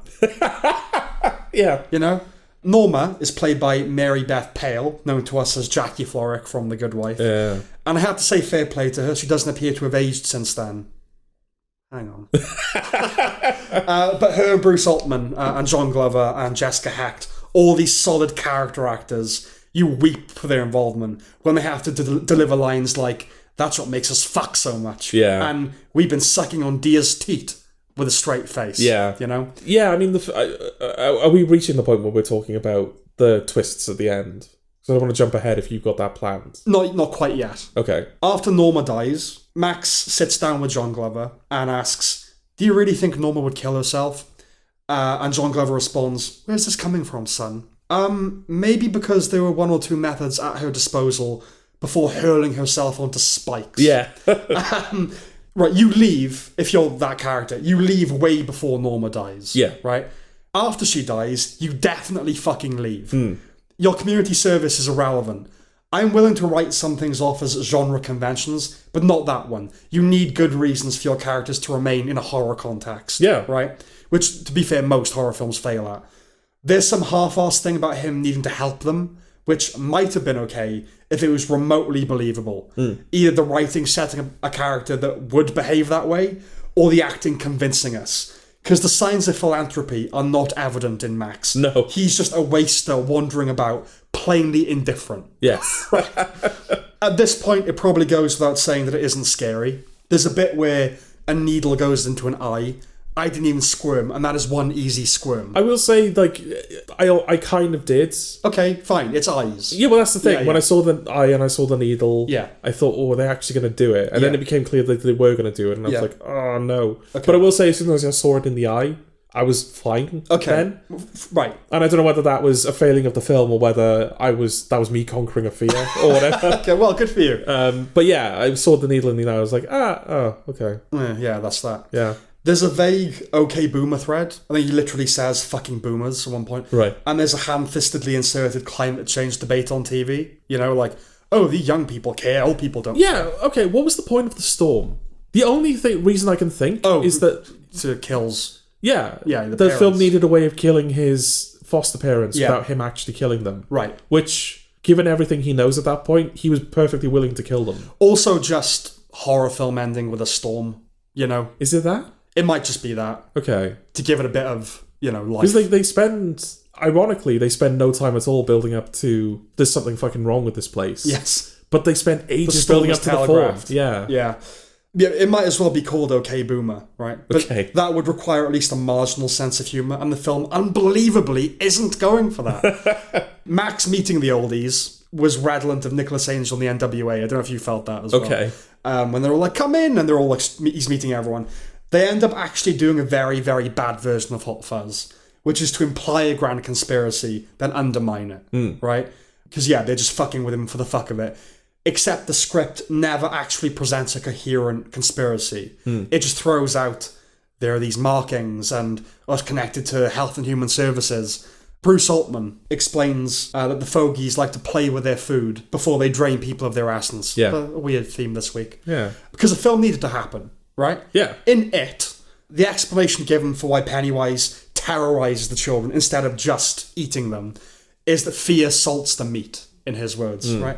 Right, that'll do. That works. They don't even make that effort. The ending is insane, insanely goofy, and insanely stupid. So we can now talk about the twist if you like, because I have one question that's kind of fundamental. Okay, all right. Which is, why didn't the brother drain the nectar for himself? Yeah, so like you said, it's revealed that Pete Davidson gets tied to a chair, and the old people are like, surprise, there's nothing weird going on here. Yes. We're all just fucking with you. Yeah. Oh, by the way, we're all like 112. We're all like 112. Yeah. And that's because we drink this nectar, which is like... Is in a bit of your eye. Is in a sack behind your eye, which we're now going to drain from you. Yeah. So I guess there is something fucked up going on? Yeah, there is. But all the other stuff, like the markings on people's necks, and that was just them fucking with him for the sake of it. So if the idea is that all of this is in... Oh, I guess there's that line from that guy where it's like, death isn't your enemy when you're old, it's boredom. Yeah. Well, and John Glover is an old darling, theatre darling, isn't he? Yeah. So the idea is that he's like the director of this troupe, and it's like, oh, well, bravo. It's basically they're doing like a Rosemary's Baby thing. Yeah. But because I was going to say, surely if the idea is that you want to get to a point where you can drain this nectar from Pete Davidson. Yes. That was a horrible sentence. A lot of women have drained that nectar from Pete Davidson. Yeah, and I'm he sure fucking does it. Yeah, I'm sure none of them regret it. No. why would you, like, present him with a scenario that's so abrasive that, as you said, by all accounts, he should run away? Yeah, exactly. Why would you do that? Yeah. But, like, just, I guess, trust in the fact that he's going to stay. On what grounds? Exactly. Yeah. Just like, oh yeah, we can do it because he's literally here against his will. Yeah. Because he's here for doing community service. Yeah, and if the idea is that, like, oh, he's doing community service, he wouldn't run, that's never brought up again. Like you said, the whole justification the film gives is, yeah, he feels like he owes it to them to help. Yeah. Not, oh, I'm literally obligated to stay here. Right. Yeah. Yeah. It's flawed, yeah. Yeah. It has flaws. But yeah, they're all, like you said, they're all like, oh, I'm 120. Which is a bit like, I know that a 120-year-old person looks older than a lot of the people that are in this film. Yeah. But it doesn't quite hit the same, does it, when you've got an actor in like their 70s or their 80s going, I'm 120. Of course not, but also you can't have a young person at a retirement home. No, you can't. Yeah. So that's why, I see like Mary Beth Pale, like fair play she hasn't. That's obviously why they cast her, right? It's old people that have aged well, basically. John Glover's still, he's thin and he's active and he's, Yeah. So, okay, fine. But after they drain the nectar, because the idea is, you drink this, you drain this nectar from a person, and you drink it, you stay young. Yes. Or at the very least, you stop aging. Yeah. Because it doesn't reverse the aging. It kind of keeps you vital and keeps you where you are, sort of thing. Yeah. But as a result, when that person is drained of their nectar, they will age rapidly and have no energy and whatever. Yeah, becomes little zombies and like these wheelchairs. Yes. So Pete Davidson is not allowed to go to the 4th floor of this retirement home because that's where they keep all the people they've drained. Yes. Rather than just killing them. When they're literally... They continue to drain them, is that the idea? Well, I don't know if the film makes that clear. Because they say to Pete Davidson, we've been draining you every night. I hate that I have to keep saying this. We've been draining you every night, but now we're going to take it all. Yeah. So... Bitch. They don't make it clear that it's something that regenerates. It's just like, oh, there's like a finite amount. Well, I mean, at the end we see, because the brother drains everyone's nectar. Okay, I guess that does answer my question then. But the brother is like, knows is lucid. Yeah. So I'm just curious why he didn't do that before. And... Because I thought like, oh, when he does that, that'll be... Because Pete Davidson's there now and it's his brother. Yeah. Like draining this nectar from these people. He's going to do it in one fell swoop and they're going to die now. Yes. Do you know what I mean? They've been kept alive because they've just been removing enough. Like, no, I've got to use it all now for Pete Davidson. But they all leave. Yeah. So it's not even like a sacrifice. Yeah, they do. You're right. Yeah. Yeah. Yeah, I haven't really thought about that before. No. That makes no sense. That's rubbish, isn't it? Yeah, no, it's... I mean, I recommend it for a laugh. Yeah. Don't recommend it as a horror film. Yeah, I think it's a film where you're laughing at its incompetence. Yeah. Not in the way that it's made. It's not like that cut was terrible. That shot was terrible. It's of a certain professional level. Yeah. Yeah. It's just everything else that it presents to you. The script, the acting, yeah. Yeah. So kind of half a recommendation, I suppose. Yeah. No, if you're in the mood for like a bad... I'm laughing at this film because what the fuck does it think it's doing? Yeah, exactly, yeah. It's one of those, okay. I'd say. All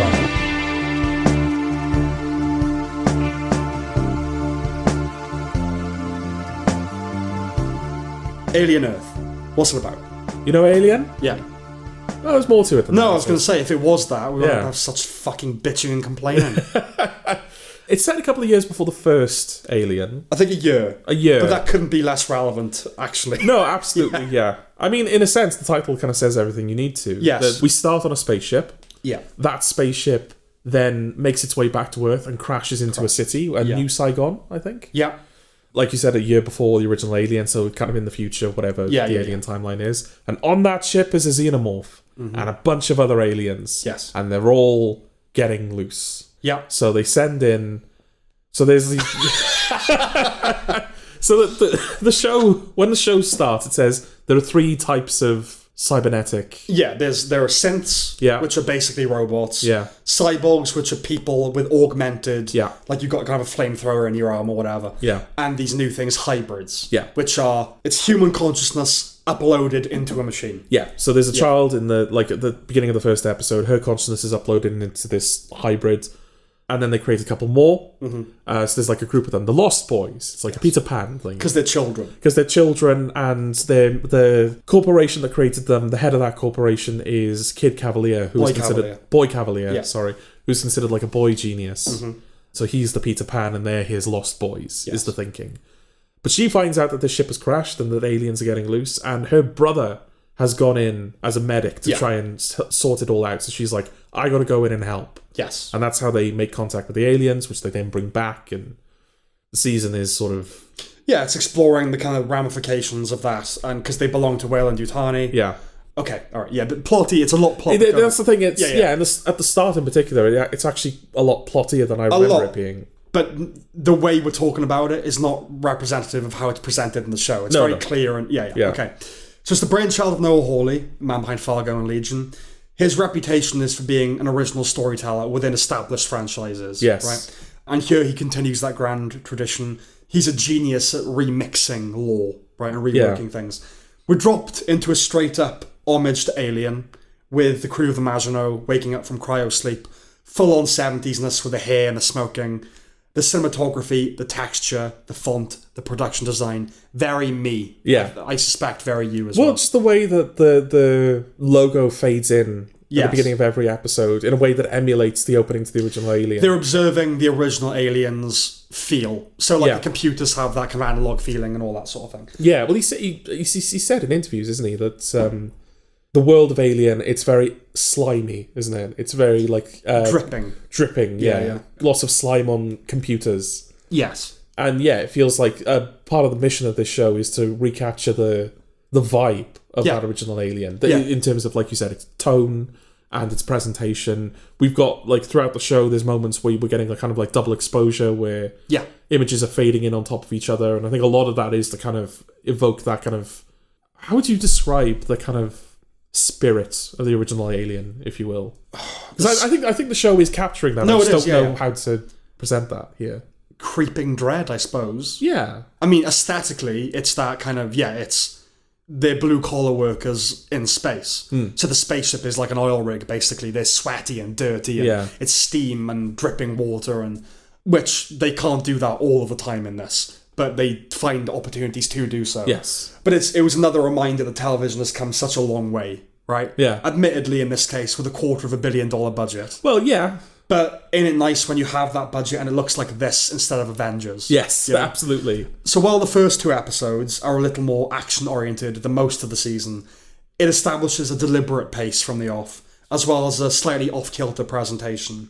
It's somebody's vision, not factory bilge, right? The storytelling is clear and crisp with some brilliant dialogue. I think the line that will stick with me from the season is, "That's like an onion asking how do I take care of a star." I think that's great. And I love the mediation scene between Cavalier and Yutani. Yeah. That dialogue. Well, Cavalier in general. Yeah. It's just such a fun character. Yeah. The whole concept of the Lost Boys is fantastic. Children in adult bodies, as well as the idea of them as a military unit, you know. The xenomorph arriving on Earth was undeniably what was in the shop window, right? Yes. Alien Earth. Yeah. But personally, they were the real hook. I think they're the most interesting thing about the show. But yes, the first 2 episodes are something of an independent entity. A mixture of Alien in the design and atmosphere, and Aliens in the plot. Yeah. Right? Splashes of Blade Runner too. And when it gets going with real momentum. Those premiere episodes are essentially one movie unto themselves. With nice doses of the absurd, like that French 18th century party. Oh, yeah. Yeah. Which the alien promptly stops. Calls quick to that party early. Yeah. And I think it soured a lot of people when the show settled into something different, right? Don't get me wrong, the prospect of a movie stretched out over 8 episodes was incredibly tantalising. But Hawley is right. That can't be sustained. Like he said, within 2-hour survival movies, which is what alien movies are, the question is who lives and who dies. So with a serialised drama, he elevated that to does humanity live or die? Okay. Right? Really interesting. The cast. Sydney Chandler is a good lead. You do feel like she's undergoing these changes over the course of the season. Yeah. Oh, that's what I kind of liked, is that the actors playing kids in adult bodies, they feel like kids. They do. Yeah.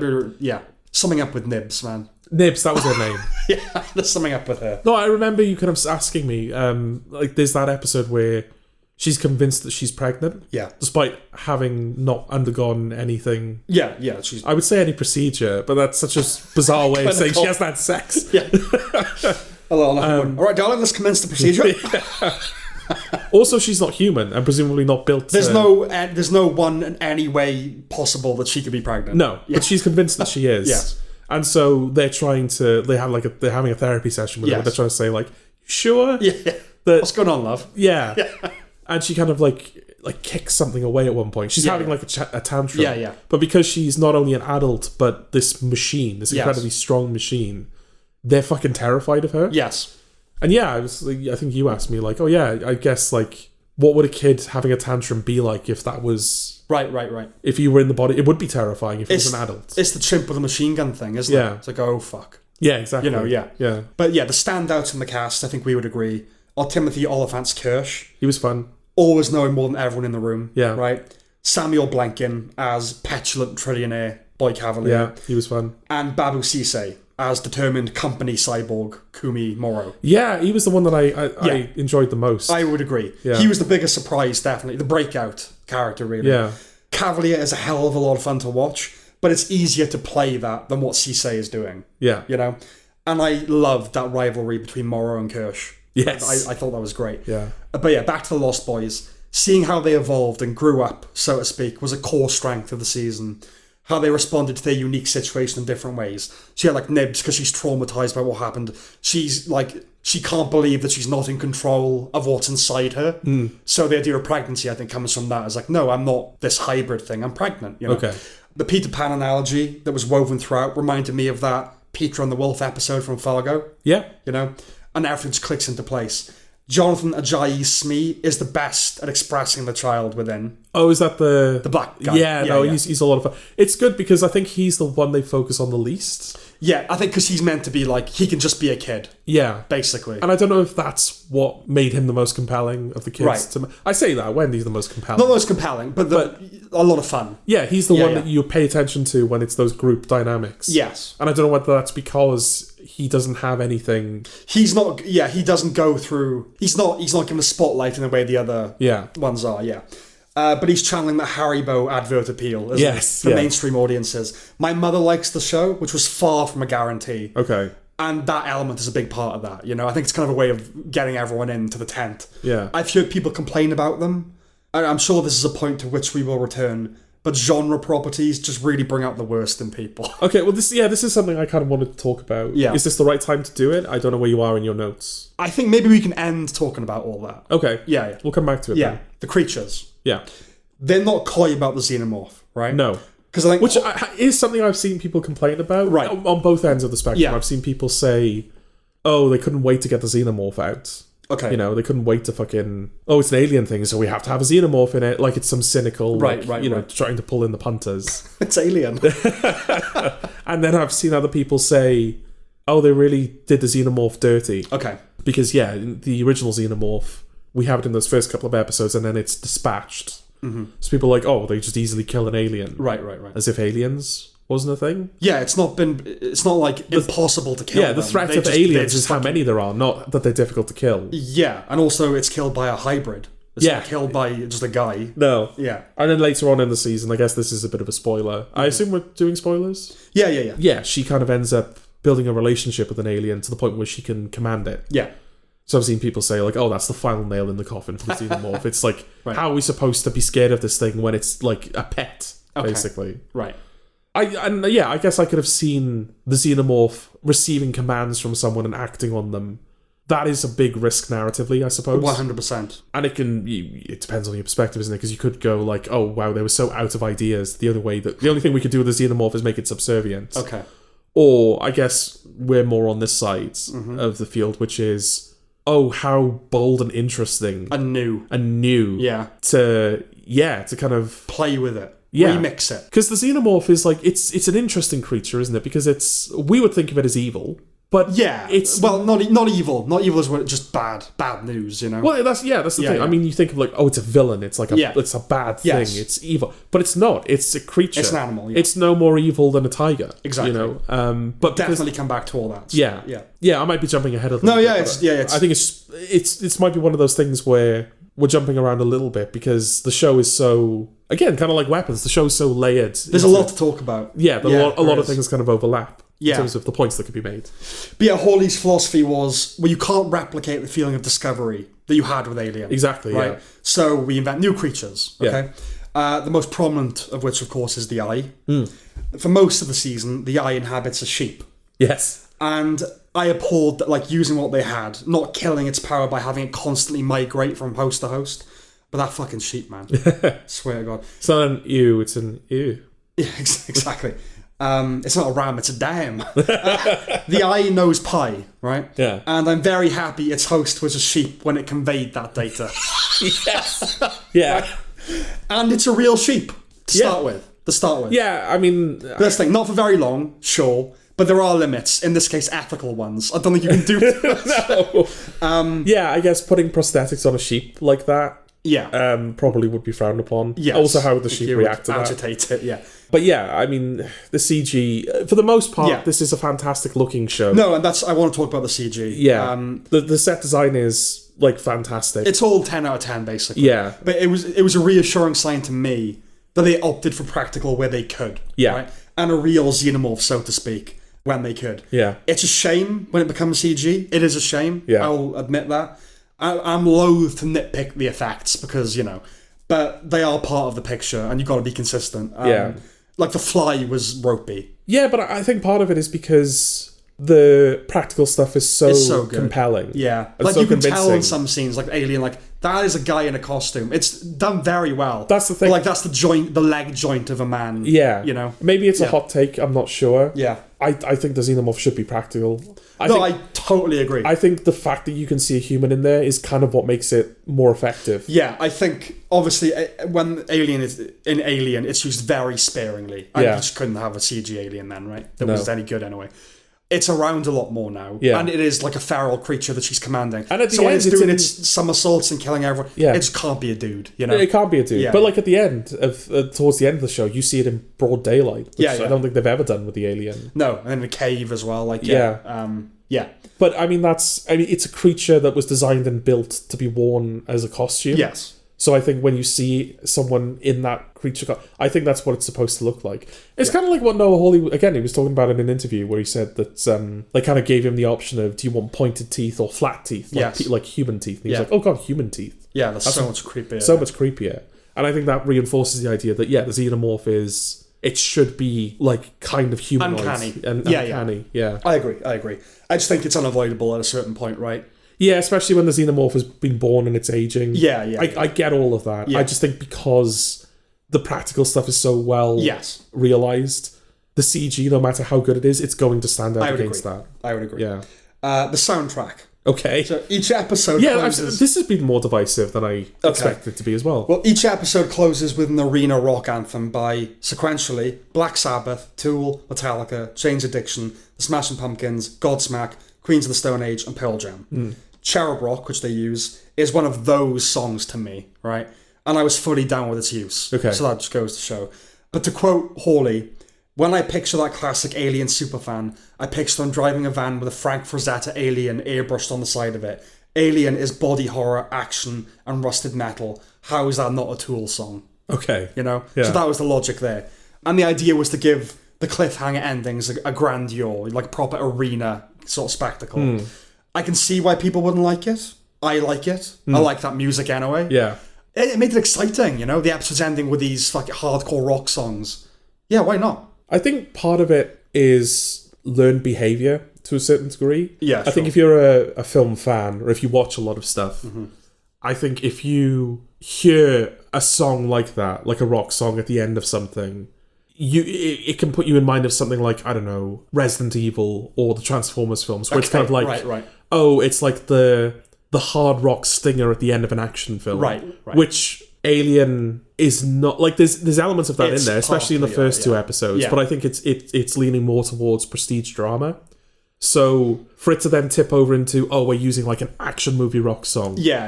I think certain audience members would go, oh no, that's bad because that's I get you. But it's that blend of high culture and low culture, isn't it? That's what it's a genre thing. It's a B movie really, but it's just done artfully and. It's approaching it with prestige and to discuss these grand ideas, but like through a genre prism, through a B genre prism. Yeah, and also, when I heard Black Sabbath at the end of the pile, when you're expecting more score, it is like, oh, okay. But the word I would use for that is it's electric. It made me think of Watchmen, like, oh, okay, it's like, the mix is not all the ingredients you would expect. There's a bit of spice here and there, And Hawley's first aspiration was to be a rock star. Okay. Imagine that writing was a backup, you know? Yeah. Imagine if this is like, I settle for this. That's what I'm saying. That is what it is. Yeah. And he performs the cover of Cream's Strange Brew that serves as the title song. Okay. And they recorded that at Abbey Road. And again, to quote him, however you're buying your way into that room, you're in that room. So I think, however, he ended up there, which is good for him. Episode 5. So they made an Alien movie within the Alien show. Yes. Okay? Yeah. And they're hardly A-listers, but I did think the likes of Enzo Cilenti, Michael Smiley, and Richard Morjani were a bit too high profile just to be cameos in that first episode. Yeah, I know what you're saying. What I mean? That episode doesn't add a great deal, but I'm glad it exists. It fills in a gap. It adds revelations.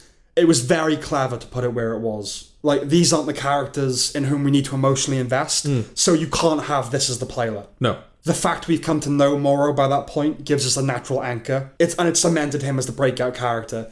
And it makes the reveal about Cavalier all the more powerful at that point, right? That he's engineered this crash. Yes. Proper good structure work.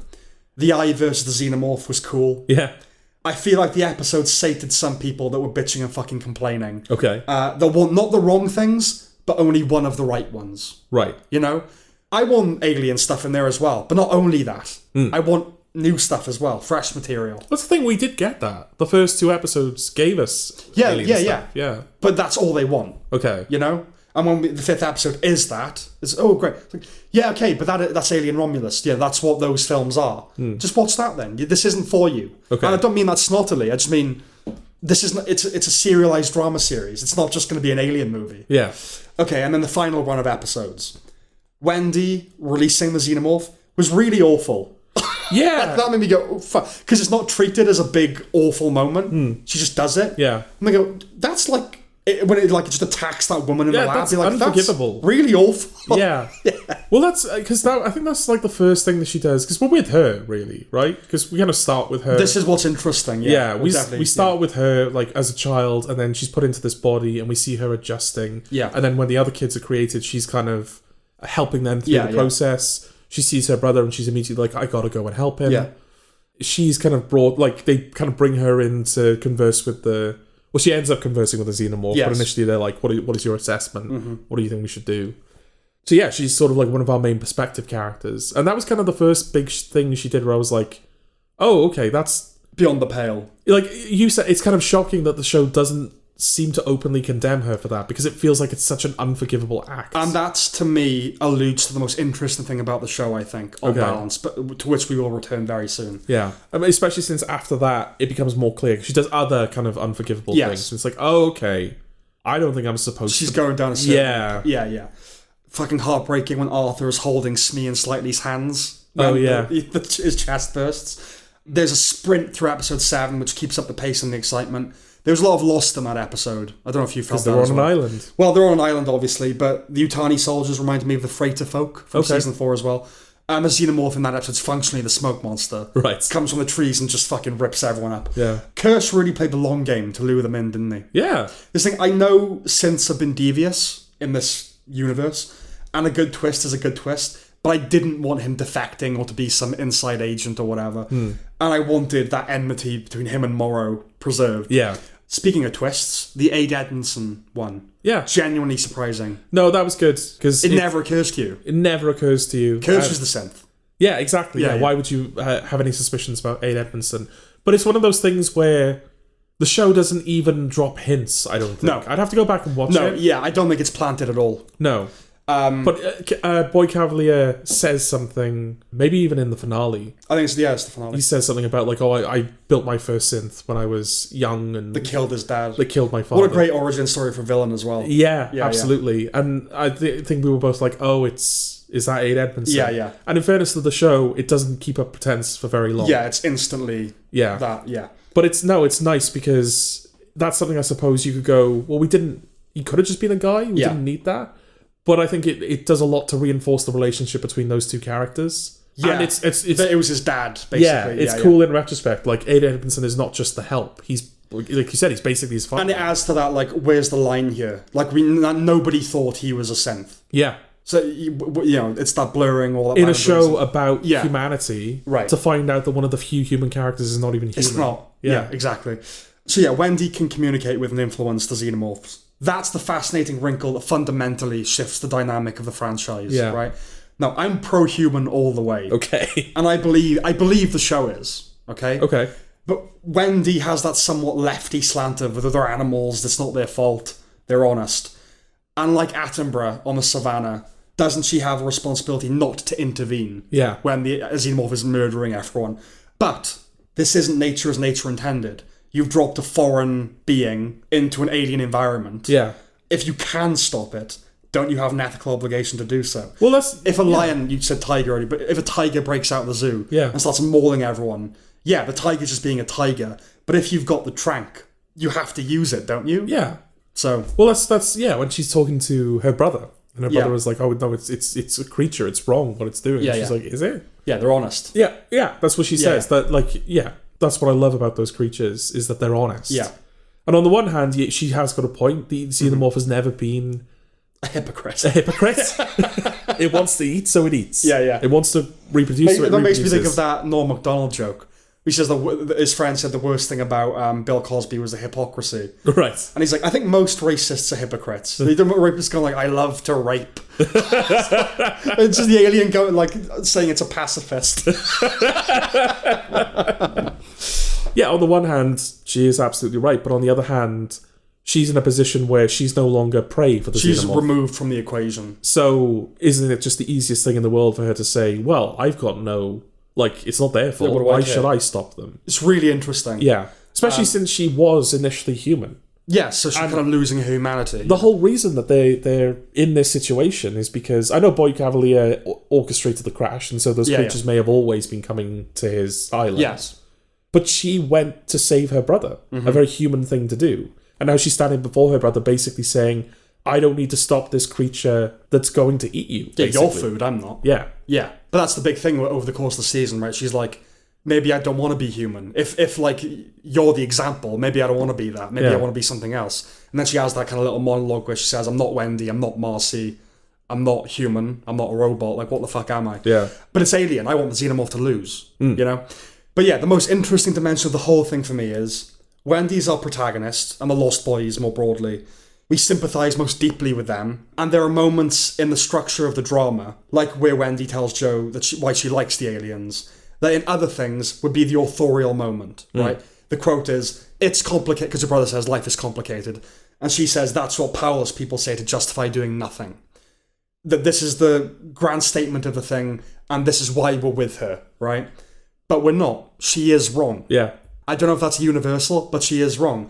Joe is our moral anchor, really the only one by the end. Yeah. Right? After Arthur dies. The hybrids have a child's view of the world. Most of the humans are pieces of shit. Yeah. Morrow is merely trying to return stolen property, but he's the bad guy, right? Well, yeah, that's what the show seems to... Yeah. And can you ever trust a synth, right? So even though it's satisfying to see Boy Cavalier brought down a peg, and our heroes triumph with a proclamation, now they will rule, followed by some kick-ass music... It's not a happy ending. No. You know?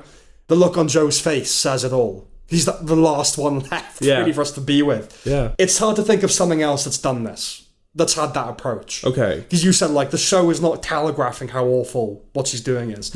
Walter White's ascendancy never felt like anything other than a descent. Okay. Even in the moments where it was exciting, you're like, oh, but this is bad, man. Right? So it's really curious that the show is not being overtly judgmental. I think that's really smart and really grown up and really nuanced and complicated. Well, it is if you pick up on, like, if you recognise that the show is doing that deliberately. Yes. But it's Joe. You know, Joe is the guy, the heart of it. Joe doesn't think they have the perspective necessary yet.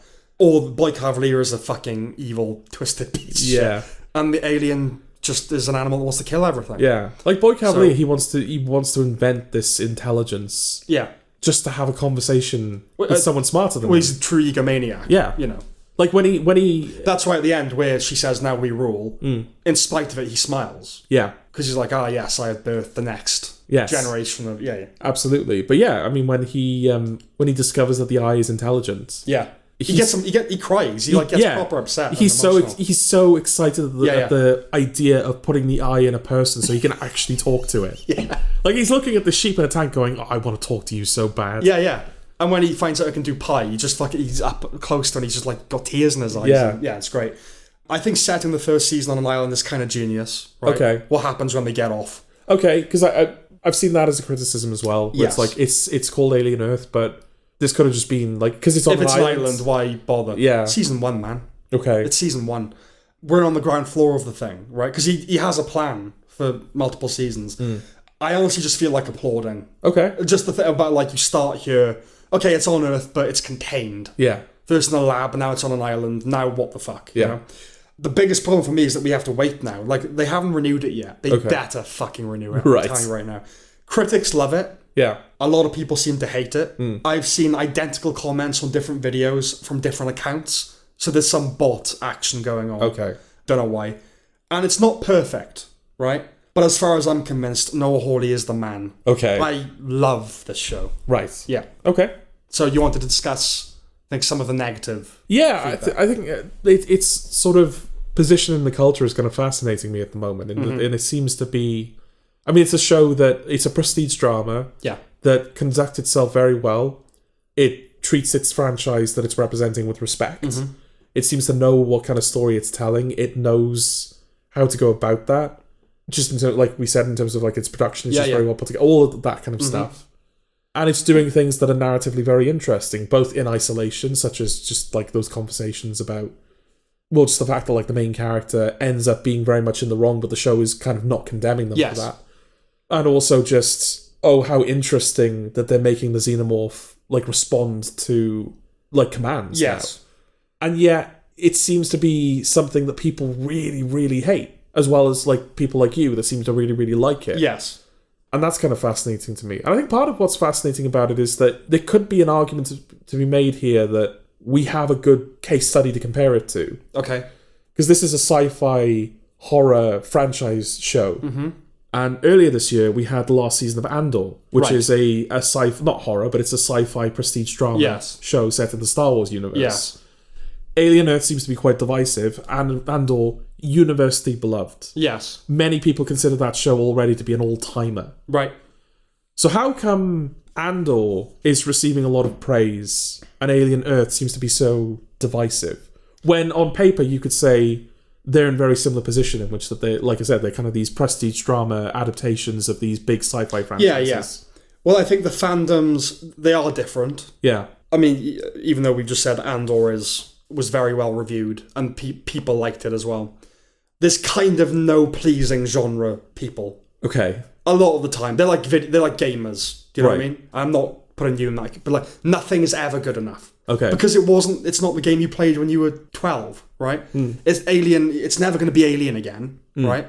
That's where it comes from, just the purism and just the fucking obsession over it. And people go, the detail here is different. Who cares? Who fucking cares? Right. So that's the kind of element of it, that's toxic fandom to me.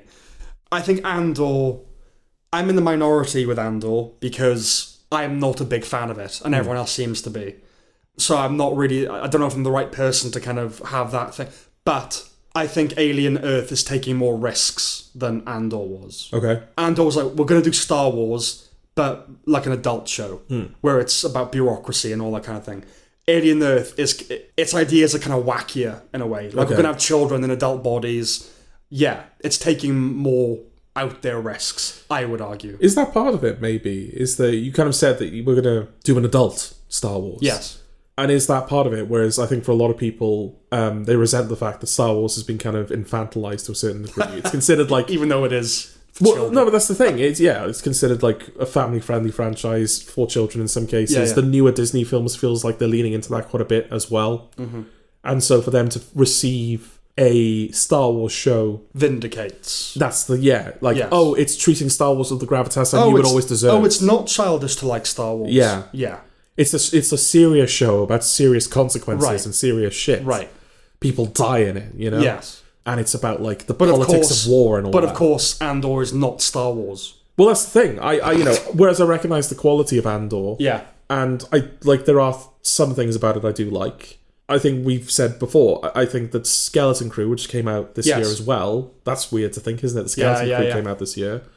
I think that's a better representation of what I think the Star Wars universe should be. I agree. That kind of swashbuckling, adventure-y tone feels so much more suited to Star Wars. Yeah, Andor is not... Star Wars is not House of Cards, it's the Goonies. Right. I'm not saying you can't do more mature stuff within that, of course.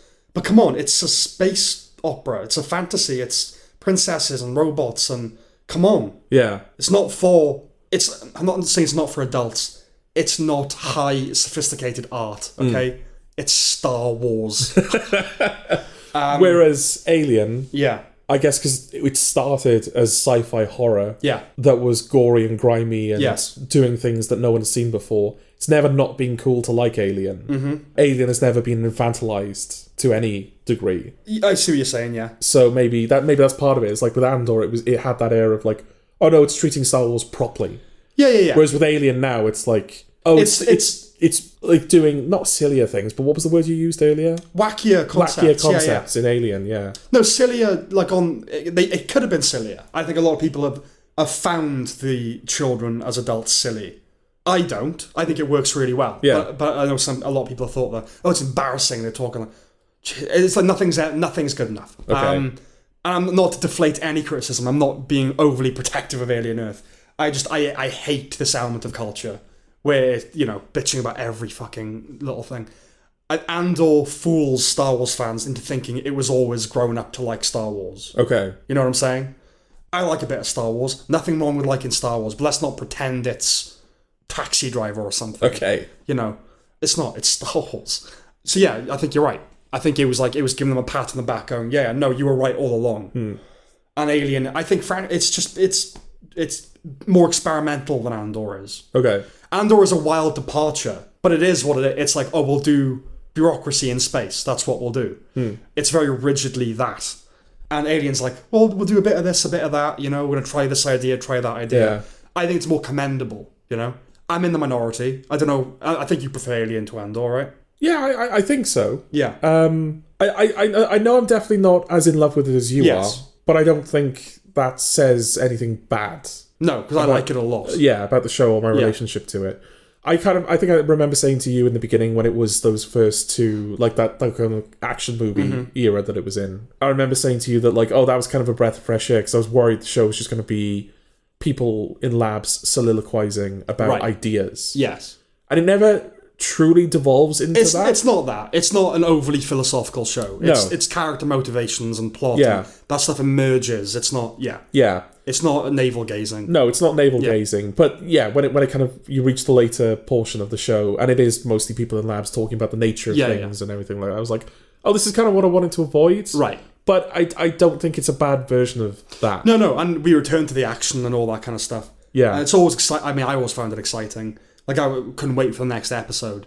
But yeah, I agree. Like, those first two episodes, like, oh, this is the show. Really didn't expect that. Yeah. And that was a new, exciting feeling. But then when it settles, you're like, yeah, it couldn't have been that, though, could it? You couldn't have had eight episodes of that. So it's fine. But unfortunately, because they were the first two, I think a lot of people were like, oh, this is going to be great. Oh. And for me, I was worried that it was going to have a Boardwalk Empire effect, because you really liked the pilot of Boardwalk Empire, didn't you? And then afterwards, not so much. So I was worried that, oh great, we're going to have this Aliens movie, and then it's going to become something else, and you're going to resent it as a result. Okay. But I don't think I never came to resent it. I came to recognise that there was a difference. Yes. But it's not as if those first two episodes... Like, oh, well, you should have just like made that its own thing, or you should have lifted that out. Like, you need they're not going anywhere. No, exactly. Yeah, you need those first two episodes to tell the story that came after. Yeah. So, yeah, no, I liked it broadly. Yes, I would say that. Good. Yeah, I think it's a good thing that we have it. I am interested to see where they go from here. I'm very worried. I have a feeling it's not going to get renewed just because it's so expensive. A lot of people watched it. Yeah, it's the most streamed thing. I just got a bad feeling about it. Well, okay, so like for moments, yeah. I know you don't want to think that, but assume that is going to happen. Yes. Assume that what we've seen is the show. Yes. That ending where they say we rule is the ending of Alien Earth. How do you feel about that? I think there are parts of it where I think, yeah, that could be an ending. Like, oh, you extrapolate what you want from that. These people are all locked up. They're going to cause havoc, whatever. But if you went in thinking it was a miniseries, then yeah, I would have similar qualms about. But I wanted to see the alien in a city. Yeah. Yeah. So they wouldn't have got, the money's worth out of that kind of thing. There are parts where I go, okay, that could be the end of the story. But it is season 1. It's not meant to be the ending. So I can't honestly say that I would be just satisfied with it if that was it. Because it's not designed that way. And that's fine. So yeah, what we would have would be very good. But I would be reluctant to go back to it, I think, if that was all there ever was. Okay. I like it as a chapter 1. Okay. You know what I mean? All right. That's what. Obviously, I recommend it. Yeah. I guess I would recommend it too. Yeah. That's that, I think. Okay. See you next time. All right. Bye.